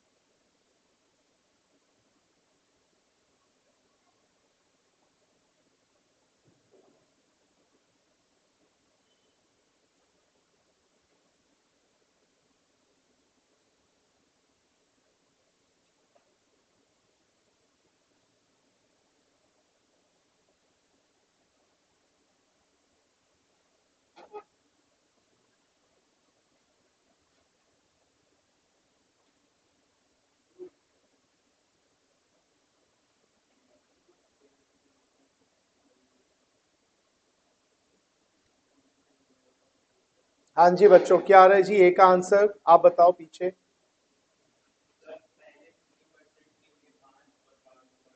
पहले, अब ये मूवमेंट इन्वॉल्व वाला केस है पहला, और मूवमेंट नॉट इन्वॉल्व वाला केस। तो मूवमेंट इन्वॉल्व है तो रिमूवल और इनवॉइस। तो पहले 50% की रिमूवल कब हो गई? 1/5 को। तो पहले 50% का तो 1/5/2024 50% के लिए, और बाकी दूसरे 50% के लिए उसका इनवॉइस 1/6 को है। तो रिमूवल ही रहेगा, तो 1/5/24 ही आएगा बैलेंस 54% के लिए, क्योंकि इनवॉइस से ही पहले रिमूवल हो चुका है। बोलो हाँ या ना?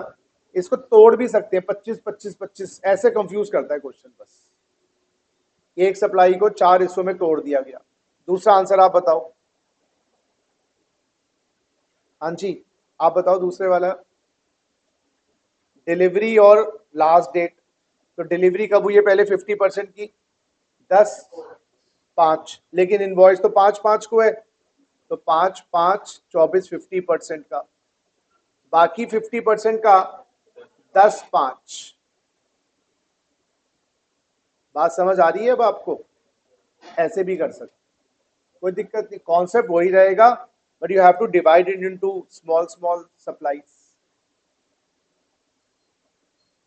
क्लियर? अच्छा, इन सभी केस में इनवॉइस 25 अप्रैल को इशू हो जाता दोनों केस में, तो फिर दोनों केस में 25 अप्रैल हो जाता, क्योंकि 1 मई और 10 मई से पहले ही 25 अप्रैल है, और दोनों ही केसेस में पूरा इनवॉइस 25 अप्रैल का है। और अगर अभी हम ले लेते हैं एज्यूम, ये तो समझ आया नहीं आया ऊपर वाला? बताओ, are you able to understand और नॉट? यस और नो? अब एज्यूम कर लो बच्चों, एंटायर इनवॉइस बताना जरा ऑन 25 अप्रैल। अब बताओ ए का आंसर 25 अप्रैल, क्योंकि 1 मई से पहले 25 अप्रैल है, और बी का आंसर 25 अप्रैल क्योंकि डिलीवरी से भी पहले invoice. Now I think it is clear to you. चलो, ये दोनों assumptions कॉपी कर लो।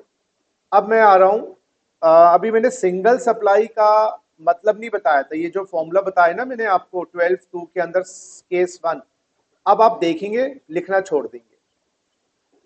केस 2 करेंगे बेटा आप continuous supply.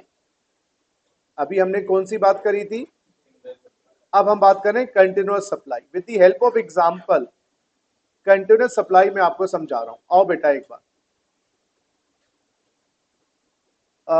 Hydrogen is a gas which is, I think वो गुब्बारों में ही भरी जाती है ना, जो गुब्बारे उड़ जाते हैं हवा में। तो कोई हाइड्रोजन गैस सप्लाई भी करता होगा, तो यहाँ पर हाइड्रोजन गैस सप्लायर है, is hydrogen gas taxable under GST? I suppose yes. Petrol GST में नहीं है, और लिकर जीएसटी में नहीं है, इलेक्ट्रिसिटी जीएसटी में नहीं है, लैंड बिल्डिंग जीएसटी में नहीं है, बाकी तो 99% चीजें जीएसटी में है। तो ये हाइड्रोजन गैस सप्लायर है और ये बायर है। ये सप्लाई कैसे होगी? How will this gas be supply to the buyer? Cylinders में, लेकिन ये सप्लाई मेट्रिक टन्स में जानी है, तो कितने सिलेंडर भरोगे?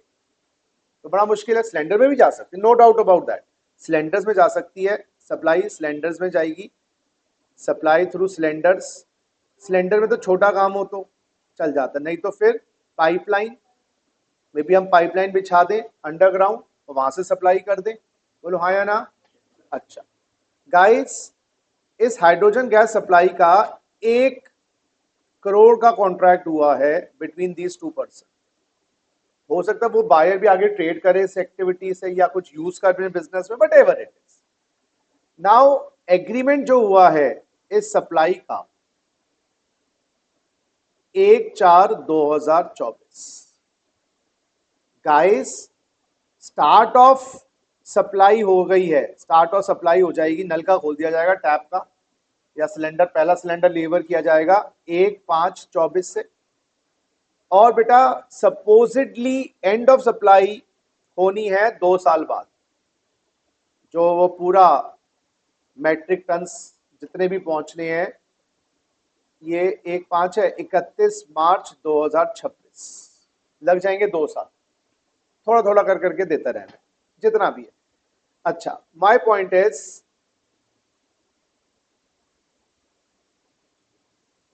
इसका इनवॉइस कब तक इशू करना है?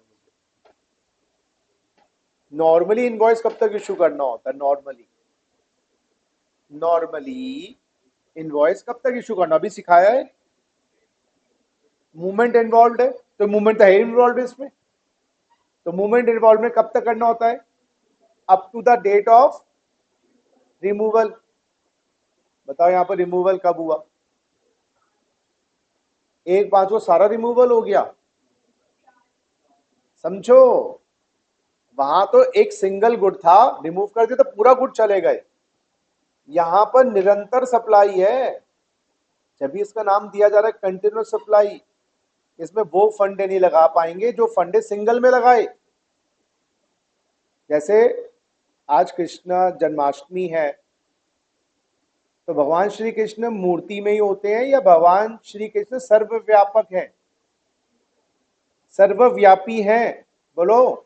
मेरे अंदर बाबा वाली क्वालिटीज भी हैं, पॉलिटिशियन वाली तो हैं, बाबा वाली भी है। बताओ, भगवान श्री कृष्ण सिर्फ मूर्ति में निवास करते हैं या वो खंबे में, जंतु में, नदियों में, पहाड़ों में, कण कण में व्याप्त है? बताओ, कण कण में व्याप्त है। सुनो, ओमनी प्रेजेंट, बिल्कुल सही, क्या बात है, you know this English word, amazing. So वो ओमनी प्रेजेंट है, is present everywhere, but we can't worship in his omnipresent avatar. So we make a small मूर्ति of Bhagwan ji and worship him so that उनका head भी दिखे, पैर भी दिखे, चरणों में लेट जाए, साष्टांग दंडवत प्रणाम भी करें। जब सिंगल सप्लाई होती है, उसका एक रिमूवल, एक डिलीवरी होता है, तो हमें पता लग जाता है इनवॉइस इशू करना है। इसमें निरंतर डिलीवरीज हैं, निरंतर रिमूवल्स हैं। तो अगर हम पहली रिमूवल को इनवॉइस की डेट मान लें, तो ये हार्डशिप मेरे लिए भी होगा और क्लाइंट के लिए भी होगा। क्लाइंट बोलेगा सारा जीएसटी 1 करोड़ का, मेरे पे तो लाइबिलिटी आ जाएगी 1/5 को ही, और मैं अपनी जेब से क्यों दूंगा? मैं तो टैप नहीं खोलूंगा, पहले पैसे बेच, क्योंकि जीएसटी में लाइबिलिटी ड्यू बेसिस पे आ जाती है। जैसे आपने रिमूव किया, इनवॉइस इशू करना है, लाइबिलिटी क्रिएट हो गई, अगले महीने 20 तारीख आ जाएगा सिर पे मेरे। तो नहीं जमा करवाए गवर्नमेंट का, तुम्हें आए ना आए तुम्हें जमा करवाना पड़ेगा अपनी जेब से। ये तो हार्डशिप है जीएसटी में, बोलो हाँ या ना? और इसमें सिंगल सप्लाई वाला फंडा लगाऊंगा तो वो पॉसिबल नहीं है। तो निरंतर सप्लाई में एक रिमूवल नहीं है, मल्टीपल रिमूवल्स हैं। बोलो बात समझ आ रही है? तो यहां पर गवर्नमेंट ने कहा इस लंबी सप्लाई को मल्टीपल सप्लाईज में तोड़ो। मल्टीपल, जैसे भगवान सब जगह प्रेजेंट है लेकिन समझ नहीं आता कहां ध्यान केंद्रित करें, मूर्ति बना लेते हैं, हाथ पैर दिखेंगे, चरण वंदना करेंगे, प्रेयर करेंगे, दिल की अरदास रखेंगे। उसी तरीके से गवर्नमेंट कहती है इस केस में तोड़ो लंबी सप्लाई को। किस आधार पे तोड़े? तो गवर्नमेंट ने कहा बिलिंग कुछ करार, तुमने कुछ बिलिंग की डेट फिक्स कर रखी होगी कि हम तुम्हें इसका 3-3 महीने के बाद एक स्टेटमेंट बना के भेजेंगे, तुम्हारे पर इतना मेट्रिक टन पहुंच गया, हमारा इतना बिल बनता है। तो कोई बिलिंग होगी, या तो क्वार्टरली बनाई होगी, या मंथली बनाई होगी, या हाफ ईयरली बनाई होगी, कुछ ना कुछ तो आधार बनाया होगा। बोलो हाँ या ना। जैसे अगर आप भी बोलते सचिन सर आप यहाँ पर आए क्लासेस में, पेमेंट इकट्ठी नहीं दे सकते हम, तो अब हम मंथ एंड पे दे दें आपको, मुझे मीन्स मैनेजमेंट को। उसी तरीके से तो यहाँ पर कोई ना कोई quarterly, monthly, half yearly billing बना रखी होगी। तो स्टार्ट कब हुई है सप्लाई? गाइस 1/5/24 को। तो पहला महीना खत्म होगा मई जून जुलाई, 31 जुलाई को हमारी एक डेट आएगी। तो गवर्नमेंट कहती है 31 जुलाई को तुम्हारा पहली स्टेटमेंट की डेट है। मैंने कहा हाँ। तो गवर्नमेंट कहती है इस डेट तक इनवॉइस इशू कर दो। अगर तुमने इस डेट तक इनवॉइस इशू कर दिया तो वो डेट हो जाएगी टाइम ऑफ सप्लाई की। वो नहीं किया तो 31/7 को ऑटोमेटिकली लायबल हो जाओगे। दूसरी डेट कब आएगी? 3 महीने बाद, अक्टूबर, अगस्त, सितंबर, अक्टूबर, 31 अक्टूबर की। तीसरी डेट कब आएगी? नवंबर, दिसंबर, जनवरी। तो कोई ना कोई तुमने बिलिंग की डेट, स्टेटमेंट की डेट बनाई होगी उसके दिन तक, क्योंकि नॉर्मली क्या है, रिमूवल तक इनवॉइस इशू करना है, रिमूवल जहां सिंगल आई। जब कंटिन्यूस रिमूवल्स है तो गवर्नमेंट कहती है कुछ ना कुछ तोड़ना तो पड़ेगा हमें, कुछ ना किसी सप्लाई को we have to break into pieces so that हर सप्लाई का इंडिविजुअल टाइम ऑफ सप्लाई निकाले। तो यहां पर क्या डेट दे दी है? वो स्टेटमेंट की डेट। दिमाग में क्या रखना? बोलो बोलो, स्टेटमेंट की डेट। स्टेटमेंट का क्या मतलब होता है बताना जरा, what is the meaning of statement? कोई ना कोई बिलिंग की डेट बनाई होगी कि हम आपको इस दिन तक बिल इशू करेंगे। पहला बिल इशू करेंगे 3 महीने बाद, दूसरा 3 महीने बाद, तीसरा, या पहला इशू करेंगे 2 महीने बाद, फिर दूसरा 2 महीने बाद।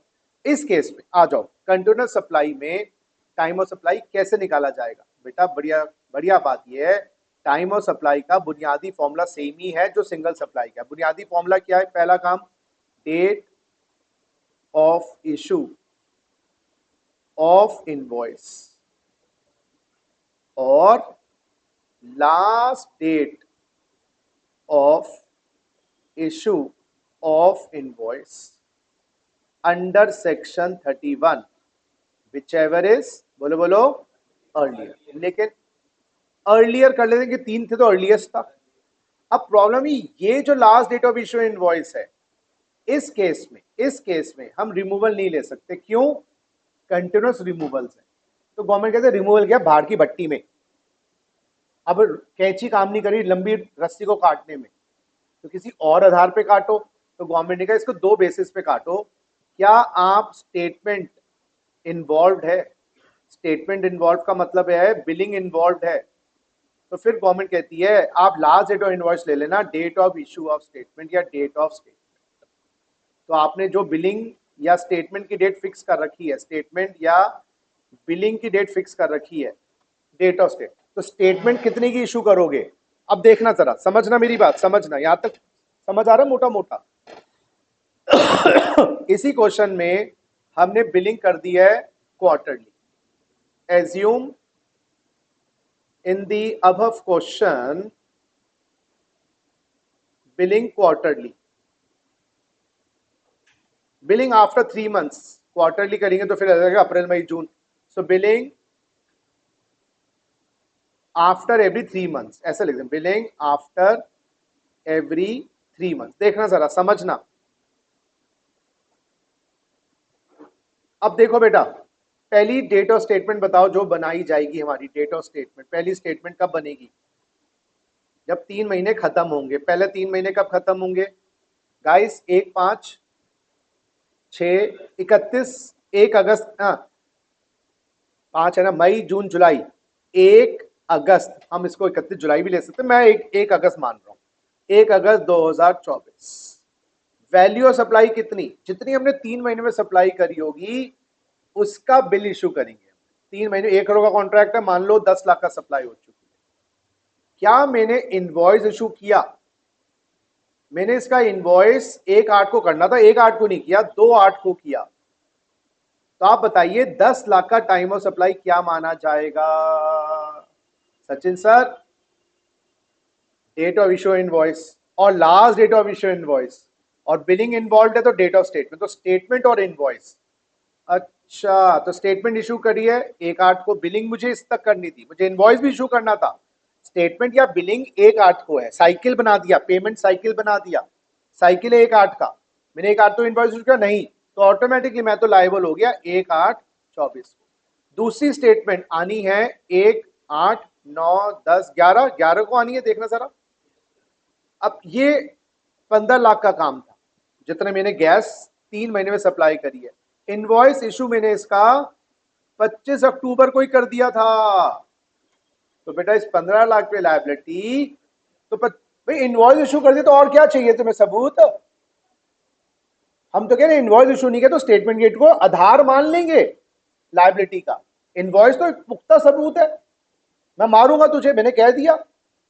नहीं माना, नहीं मारा तो मेरी हरकतों से पकड़ो, मैं मारना चाहता था, वही वाली बात, स्टेटमेंट यही तो है, हरकत। ठीक, यहां पर डेट क्या हो गई 25/10/2024। तीसरी स्टेटमेंट मुझे इशू करनी थी 11/12, 1 फरवरी हो गई ना, देखना। अब मुझे 5 लाख की इस 3 महीने सप्लाई करो, इनवॉइस इशू ही नहीं किया। गवर्नमेंट कहती है तुम इशू नहीं करोगे क्या, हम तुम्हें लायबल नहीं करेंगे, बिलिंग तो तुम, डेट तुम्हारी बिलिंग की डेट क्या है, 1/2 है ना, तो 5 लाख को, 5 लाख के लिए 1/2/2024 को मैं लायबल हो गया। चौथी डेट ऑफ स्टेटमेंट है बच्चे, मान लीजिए 2 3 4, 1/5/2025, मान लो ये लास्ट पॉइंट है 8 लाख। इनवॉइस इशू कर दिया, लेकिन कब किया भाई, 1/7 को किया, लेट हो गया इनवॉइस, डजंट मैटर। 8 लाख की लायबिलिटी मेरे ऊपर कब आ गई, 1/5/2025। तो कंटिन्यूअस सप्लाई में आपकी लायबिलिटी इनवॉइस पे तो आनी आनी है, लेकिन इनवॉइस से बचोगे तो बिलिंग की डेट से फंसोगे। अब तुम बड़े स्मार्ट हो, तुम बिल, एक ड्यू डेट है, इस तक मुझे बिल इशू करना है, नहीं किया। Statement is the billing date, quarterly monthly, वो स्टेटमेंट कहते हैं उसको, समझ गए? अब देखो बड़ा स्मार्ट है मेरे जैसा बंदा, गवर्नमेंट कह रही है लायबिलिटी आएगी बिलिंग पे, मैं बिलिंग की डेट बनाऊंगा ही नहीं ना, क्वार्टरली बिलिंग, मेरे बिलिंग नहीं होती हमारे यहाँ पर, इनवॉइस इशू नहीं करता, तो लायबिलिटी आएगी? बोलो, मुझे आपको सप्लाई करनी है गैस, आप समझो आप रिसिपिएंट हो, मैंने कोई बिलिंग फिक्स ही नहीं करी, क्योंकि बिलिंग फिक्स करूंगा तो ऑटोमेटिकली लायबिलिटी क्रिएट होती है, बोलो हाँ या ना। तो मैं बिलिंग की डेट ही क्रिएट नहीं करता और बिल इशू नहीं करता, तो मेरे पे लायबिलिटी आई? हाँ, अरे उससे साठ घाट कर ली ना, नंबर तुम्हें देते रहे, या ऐसा कुछ वो पॉइंट नहीं, रिसिपेंट मांगेगा नहीं मांगेगा, लॉजिकल, मैं तो चाह रहा हूँ वर्स्ट केस सिनेरियो की बातें करूंगा मैं, वर्स्ट केस। तो बेस्ट केस क्या होता है, वो तो मांगता है, लेकिन मान लो नहीं मांग रहा, तो लायबिलिटी आई? बोलो नहीं, तो पेमेंट्स तो आ रही होंगी ना, तो गवर्नमेंट ने दूसरी डेट बना दी, अगर कोई स्टेटमेंट की डेट नहीं है तो बिलिंग, तो आपकी पेमेंट्स तो आती होंगी, तुम्हारे पास पेमेंट्स तो लोगे। नो स्टेटमेंट इन्वॉल्व, देखना जरा, नो स्टेटमेंट या बिलिंग इन्वॉल्व है ही नहीं, तो इस केस में बेटा आपको इनवॉइस इशू कर देना date of receipt of payment तक, date of receipt of payment तक इनवॉइस इशू कर देना। पेमेंट्स तो आ रही होंगी, पेमेंट्स तो लोगे ही, घर कैसे चलाओगे? अब इसी क्वेश्चन में सुनना मेरी बात, ये सेम क्वेश्चन, अब ऊपर वाले क्वेश्चन में नो बिलिंग इन्वॉल्व, कोई बिलिंग या स्टेटमेंट इन्वॉल्व है ही नहीं, कोई मेरा अकाउंटेंट भेजता नहीं बना मुनू के स्टेटमेंट, ना बिलिंग है, तो बेटा पेमेंट तो आई होंगी। अब डेट ऑफ पेमेंट, पहली पेमेंट मुझे बायर से आई, डेट ऑफ पेमेंट, पहली पेमेंट मुझसे बायर से मुझे आई 1/6/2024 को, उसकी वैल्यू ऑफ सप्लाई कितनी है, 8 लाख। उसका इनवॉइस मैंने इशू कर दिया, नहीं किया, नॉट इशू। गवर्नमेंट कह रही गुप्ता जी आप तो इनवॉइस ना इशू करो, हमें कैंची की धार तो आ गई है यहाँ पर, पेमेंट की डेट आप लायबल हो गए, तो मेरा टाइम ऑफ सप्लाई कितना है 8 लाख का, 1/6/2024। बेटा पेमेंट आई मेरे पास 5 8/2024 को 4 लाख रुपए, इसका इनवॉइस तो मैंने 1/8 को इशू कर दिया था। तो इस 4 लाख पे लायबिलिटी किस दिन आ गई थी? 1/8/2024। Payment was to be received, उसने कहा है वॉज टू बी रिसीव्ड। अच्छा, पेमेंट नॉट रिसीव कर देते हैं। अभी इसकी पेमेंट थर्ड वाला जो इंस्टॉलमेंट थी या कुछ भी था, सुनो मेरी बात, नॉट रिसीव वर्ड लिख रहा हूं, पेमेंट अभी आई नहीं है, तीसरी पेमेंट आनी थी, आई नहीं है। लायबिलिटी आई, बिलिंग है नहीं, पेमेंट आई नहीं। कितनी आनी थी? 10 लाख आनी थी। क्या लायबिलिटी आई? पेमेंट आई नहीं, बिल इशू नहीं किया, बिलिंग है नहीं, लेकिन मैंने बिल इशू कर दिया इसका 10/10/2024 को। तो जब बिल इशू कर दिया तो प्रभु तुम तो लायबल हो ही गए 10/10/2024। अब दोबारा समझते हैं। सिंगल सप्लाई होती है ना, तो उसका रिमूवल और डिलीवरी दोनों होते हैं। जब निरंतर सप्लाई होती है तो एक रिमूवल एक डिलीवरी नहीं है, लाखों डिलीवरीज लाखों रिमूवल, वो देखते ही नहीं उस केस में, रिमूवल डिलीवरी देखते ही नहीं। तो फिर क्या देख सकते हैं? इनवॉइस की डेट तो देखनी होगी, लेकिन फिर लोग इनवॉइस को इशू ही नहीं करेंगे, खाली इनवॉइस की डेट देखेंगे। तो गवर्नमेंट का बिलिंग की स्टेटमेंट की डेट फिक्स कर दी होगी, क्वार्टरली मंथली, क्या वो भी नहीं करी? तो भूखे मर जाओगे बिना पेमेंट के। पेमेंट तो आएगी आएगी। तो पेमेंट जिस दिन आ रही है उस दिन तुम लायबल हो। उससे पहले इनवॉइस इशू कर दिया तो पहले लायबल है, तो पेमेंट वाले दिन तो ऑटोमेटिकली लायबल हो। बोलो क्लियर है बात? कंटिन्यूस सप्लाई का मीनिंग देखना, क्या कहीं सेक्शन 2 के अंदर 2 क्लॉज 30 या 31 या 32 में डिफाइंड है? देखो, ढूंढो।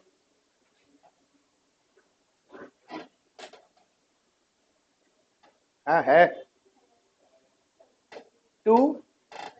चलो मैं ओपन कर रहा हूं।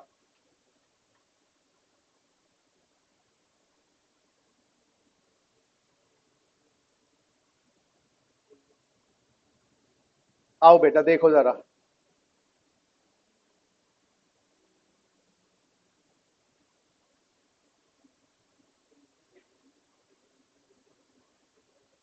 थर्टी नाइन 31 32 ऐसे ही कुछ है ना?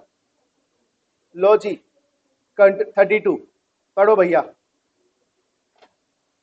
Continuous supply means a supply of goods which is provided or agreed to be provided continuously, इसको बोलते हैं निरंतर, हिंदी में बोलते हैं निरंतर, on a recurrent basis under a contract whether or not means of a wire, तार के थ्रू, जैसे लाइक इलेक्ट्रिसिटी होता है ना, वैसे इलेक्ट्रिसिटी भी जीएसटी नहीं, लेकिन तार के थ्रू, केबल के थ्रू, पाइपलाइन के थ्रू, जैसे हमारी गैस जा रही थी पाइपलाइन के थ्रू, और एनी कंड्यूट, किसी माध्यम के प्रति, एंड फॉर विच सप्लायर, आ गई ना बात, इनवॉइसेस रेगुलर और पीरियोडिक बेसिस, किसी ना किसी बेसिस पे आप उसको बिलिंग करोगे, कोई स्टेटमेंट बनाओगे, एंड इंक्लूड सप्लाई, ये छोड़ दो, ये तो वो कह रही है, गवर्नमेंट कहती है ये कंटिन्यूअस सप्लाई है, तो कंटिन्यूअस सप्लाई है। तो जो निरंतर सप्लाईज हैं, लिक्विड्स हो गए, कोई गैसेस हो गई, यहाँ पर मल्टीपल डिलीवरीज, मल्टीपल रिमूवल्स होंगे, उस केस के अंदर फिर हम एक रिमूवल को नहीं लगा सकते, क्योंकि पहला रिमूवल पूरे सप्लाई का रिमूवल नहीं है, और last removal will be too late. अगर गवर्नमेंट के लास्ट रिमूवल पे लगाएंगे जीएसटी, तो गवर्नमेंट ने कहा आप बिलिंग की डेट पे तोड़ो या पेमेंट की डेट पे तोड़ो। बिलिंग की डेट है तो बिलिंग की डेट और इनवॉइस की date whichever is earlier. अरे सर बिलिंग नहीं है, तो भाई पेमेंट की डेट और इनवॉइस की date whichever is earlier. तो वहां रिमूवल और डिलीवरी है, यहां पर स्टेटमेंट और पेमेंट है। वहां रिमूवल और डिलीवरी है, यहां पर स्टेटमेंट और पेमेंट है। इनवॉइस तो होता ही है पहले पहले, अगर पहले आ जाए तो ऐसे ही ओमनी प्रेजेंट भगवान को प्रेयर करने के लिए मूर्ति बनाई जाती है, सो दैट उनका फाइनाइट रूप देखकर अपने ध्यान को केंद्रित कर पाए। लड्डू गोपाल को सजा देंगे सो दैट हम उनके बर्थ को सेलिब्रेट कर पाए। अदरवाइज तो भगवान जी का बर्थ कोई होता है, लेकिन सेलिब्रेशन फिर कैसे होगी? इसलिए हम उनको फाइनाइट रूप देते। इसी तरीके से इस लंबी सप्लाई को फाइनाइट रूप दे के तोड़ के इनवॉइस वहां तक इशू करवा देते हैं।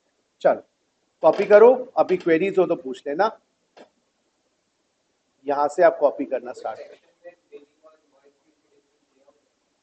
डिफरेंस दिया हुआ है मीन्स 31 सेक्शन में मात्र ये लिखा है स्टेटमेंट और पेमेंट, बस आपको इशू करना है इनवॉइस स्टेटमेंट तक या पेमेंट तक, that's all about it given in section 31।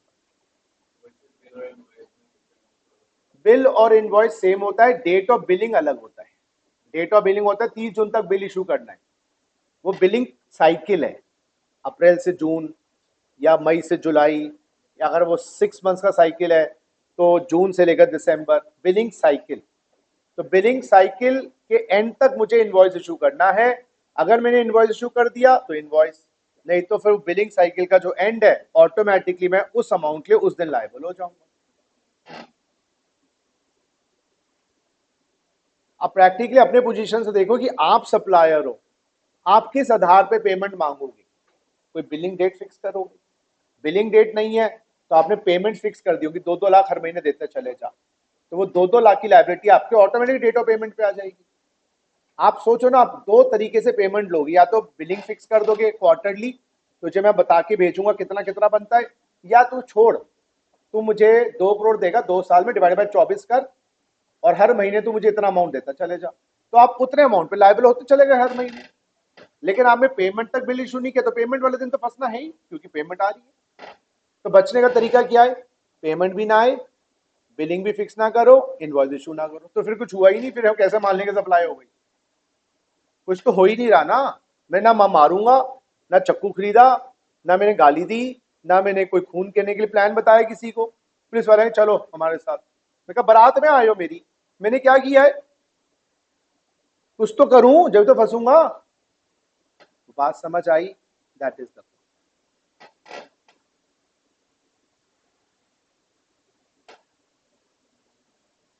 whenever you want to study a law, put yourself in the position of the supplier. You will self, बोलो बोलो बोलो, हमेशा अपने आप को बिठाना कि आप किस आधार पे पेमेंट्स लोगे, या तो बिलिंग की डेट पे या रेगुलर पेमेंट्स आएंगी। 2-2 लाख देते रहे तू, बात खत्म, तो आप उसी दिन लायबल होगे जिस दिन 2 लाख आया। उससे पहले बिल इशू कर चुके हो तो बहुत ही बढ़िया, फिर तो गवर्नमेंट कहता है और क्या चाहिए, सोने पे सुहागा है, पहले बिल इशू कर चुके हो उस 2 लाख का तो उसी दिन लायबल। ये कॉपी हो गया जी।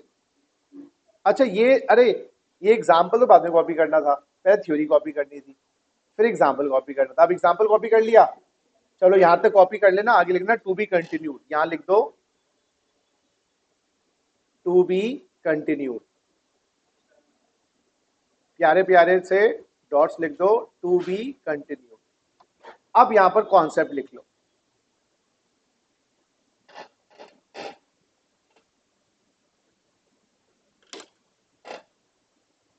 फॉर्मूला तो यही है, date of invoice, last date of issue, formula will remain the same goods के केस, एफसीएम में।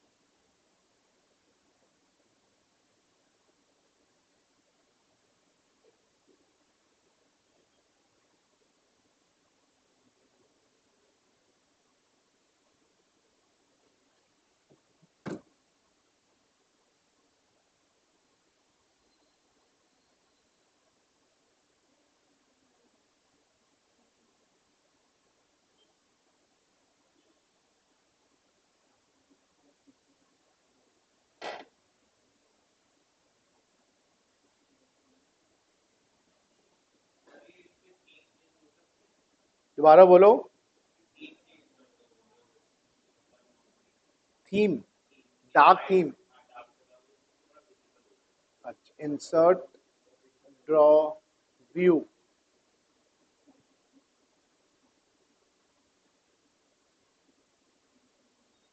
हेल्प,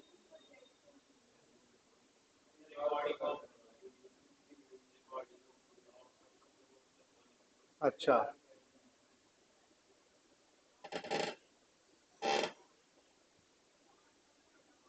टॉपिक है। देखो रिलीजन, रिलीजन एंड देखो पहले मैं आपको थोड़ा सा सुन, मेरी बात सुननी है नहीं सुननी पहले ये बताओ, नहीं तो भी क्लास खत्म करूं।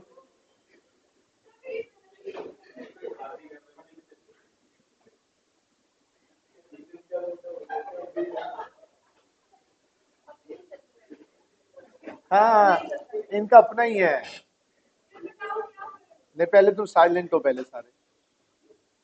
अच्छा, अब रिलीजन और स्पिरिचुअलिटी में फर्क क्या है?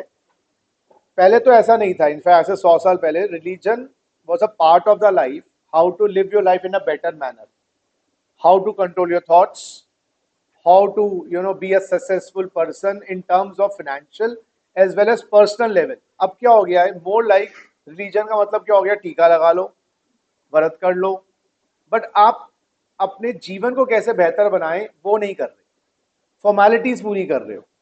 और स्पिरिचुअलिटी में क्या होता है, you are more concern about controlling your thought process, कि भाई अगर ऐसा थॉट आ रहा है तो क्यों आ रहा है, क्यों आ रहा है, क्यों नहीं आ रहा, how to be successful both in terms of materialistic life and both in terms of spiritual life.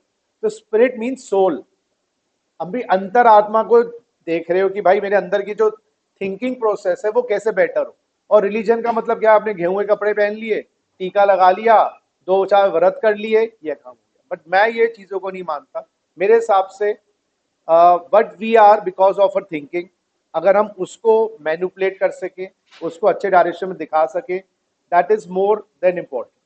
मुझे तो ये लगता है, क्योंकि अगर आपको पढ़ने का मन नहीं कर रहा तो अगर आप मंदिर चले जाओ, भगवान मुझे पास करवा दे, पास करवा दे, वो रिलीजियस तो हो गया, लेकिन क्या आप पढ़ पा रहे हो, क्या वो आपके अंदर मोटिवेशन, वो जील, वो तमन्ना आ रही है, नहीं आ रही है।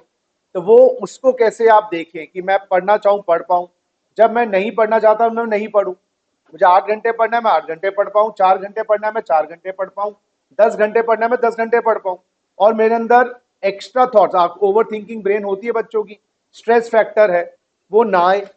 ऐसे ही हुआ था, अब इसी जन्माष्टमी की बात चली है, जब परप्लेक्स हो गए थे अर्जुन लड़ाई के मैदान में, महाभारत के मैदान में, बोले मैं अपने भाई बंधु, कजन्स, भीष्म पितामह पे कैसे तीर चलाऊं।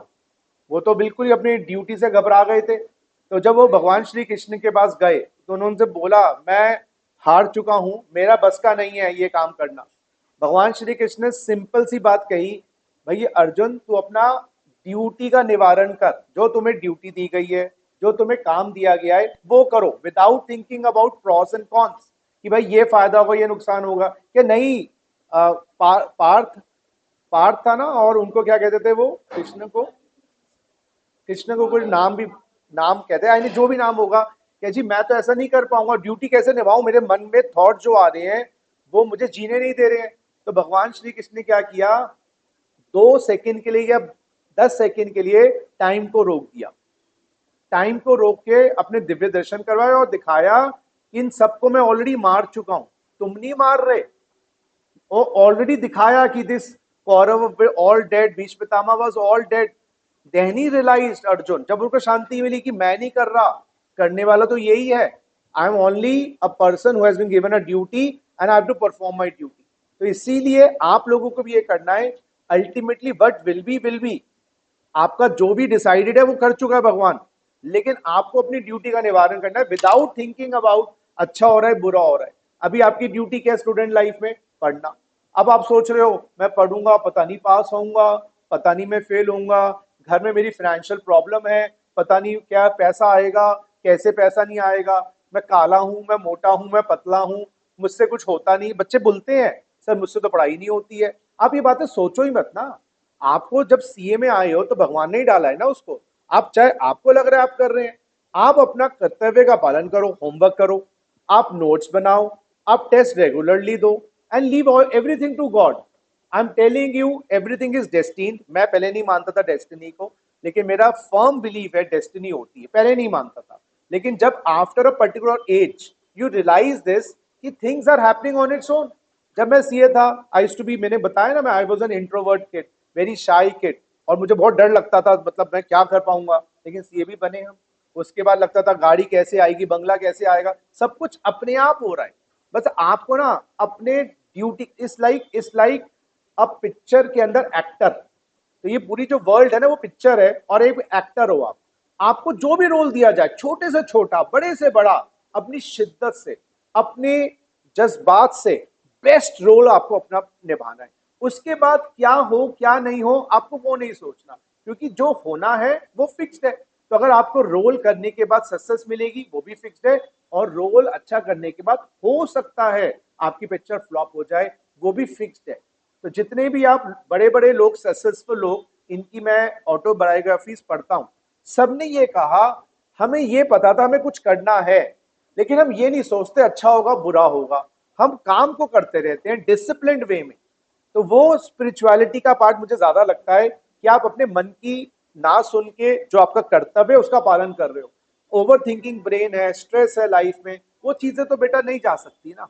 आपके हाथ में क्या है, what is the duty in hand, उसको देखो। बस आपको करना क्या है, अगर आपको सीए बनना है, तीन चार छोटे छोटे काम है। आपको नोट्स बनाने हैं, रिवाइज करना है, आपको क्वेश्चंस की प्रैक्टिस करनी है, टेस्ट देना है, क्वेरीज पूछना है, क्लासेस रेगुलरली अटेंड करनी है, और घर जाके अपनी चीजों को रिवाइज करना है। हमने ये 3-4 साल किया, बन गए। तो सक्सेस पाने के लिए बहुत लंबे चौड़े उन्हें घोड़े खोलने पड़ेंगे, ये करना पड़ेगा, ऐसा नहीं है। बेसिक बुनियादी चीजों को आपको ठीक रखना है, और दैट इज स्पिरिचुअलिटी मेरे हिसाब से। या without thinking about the results. अब ऐसे बहुत बार होता है, हम बैचेस पढ़ाते थे, 2 बच्चे आए पहले, कभी 3 बच्चे आए, लेकिन आई फॉलोड माई इंस्टिंक्ट। मेरे इंस्टिंक्ट कहती थी यू हैव टू टीच, तो मैं टीच कर रहा हूं। तो अभी अब ये करते करते करते हमने सब कुछ किया। तो वही ड्यूटी वाली बात, जब भी मैं लाइफ में डर लगता है मुझे, तो मैं कृष्णा वाला ही कॉन्सेप्ट याद रखता हूँ कि भाई Parth, you follow your path, you follow your things, improve करते जाओ। हर रोज अपने आप को बेटर करने की कोशिश करो। आज 2 घंटे पढ़ा है ना, कल मैं 2.5 घंटे पढ़ूंगा, परसों मैं 3 घंटे पढ़ूंगा, परसों मैं 4 घंटे पढ़ूंगा। ऐसे ही करते करते आपको अपने आप सक्सेस मिल जाएगी। This is spirituality for me. मंदिर जाना नहीं जाना वो एक पार्ट है, वो थोड़ा सा अच्छा लगता है, लेकिन उससे कुछ मेजर फर्क नहीं आने वाला। मैं सच बताऊं, मेजर फर्क जब आप अंतर से मोटिवेटेड होंगे, अंदर से अपने थॉट प्रोसेस को देखेंगे, काम हो जाएगा। That's all about it. Wishing you very happy Janmashtami and follow everything. चलिए, thank you, take care, God bless you.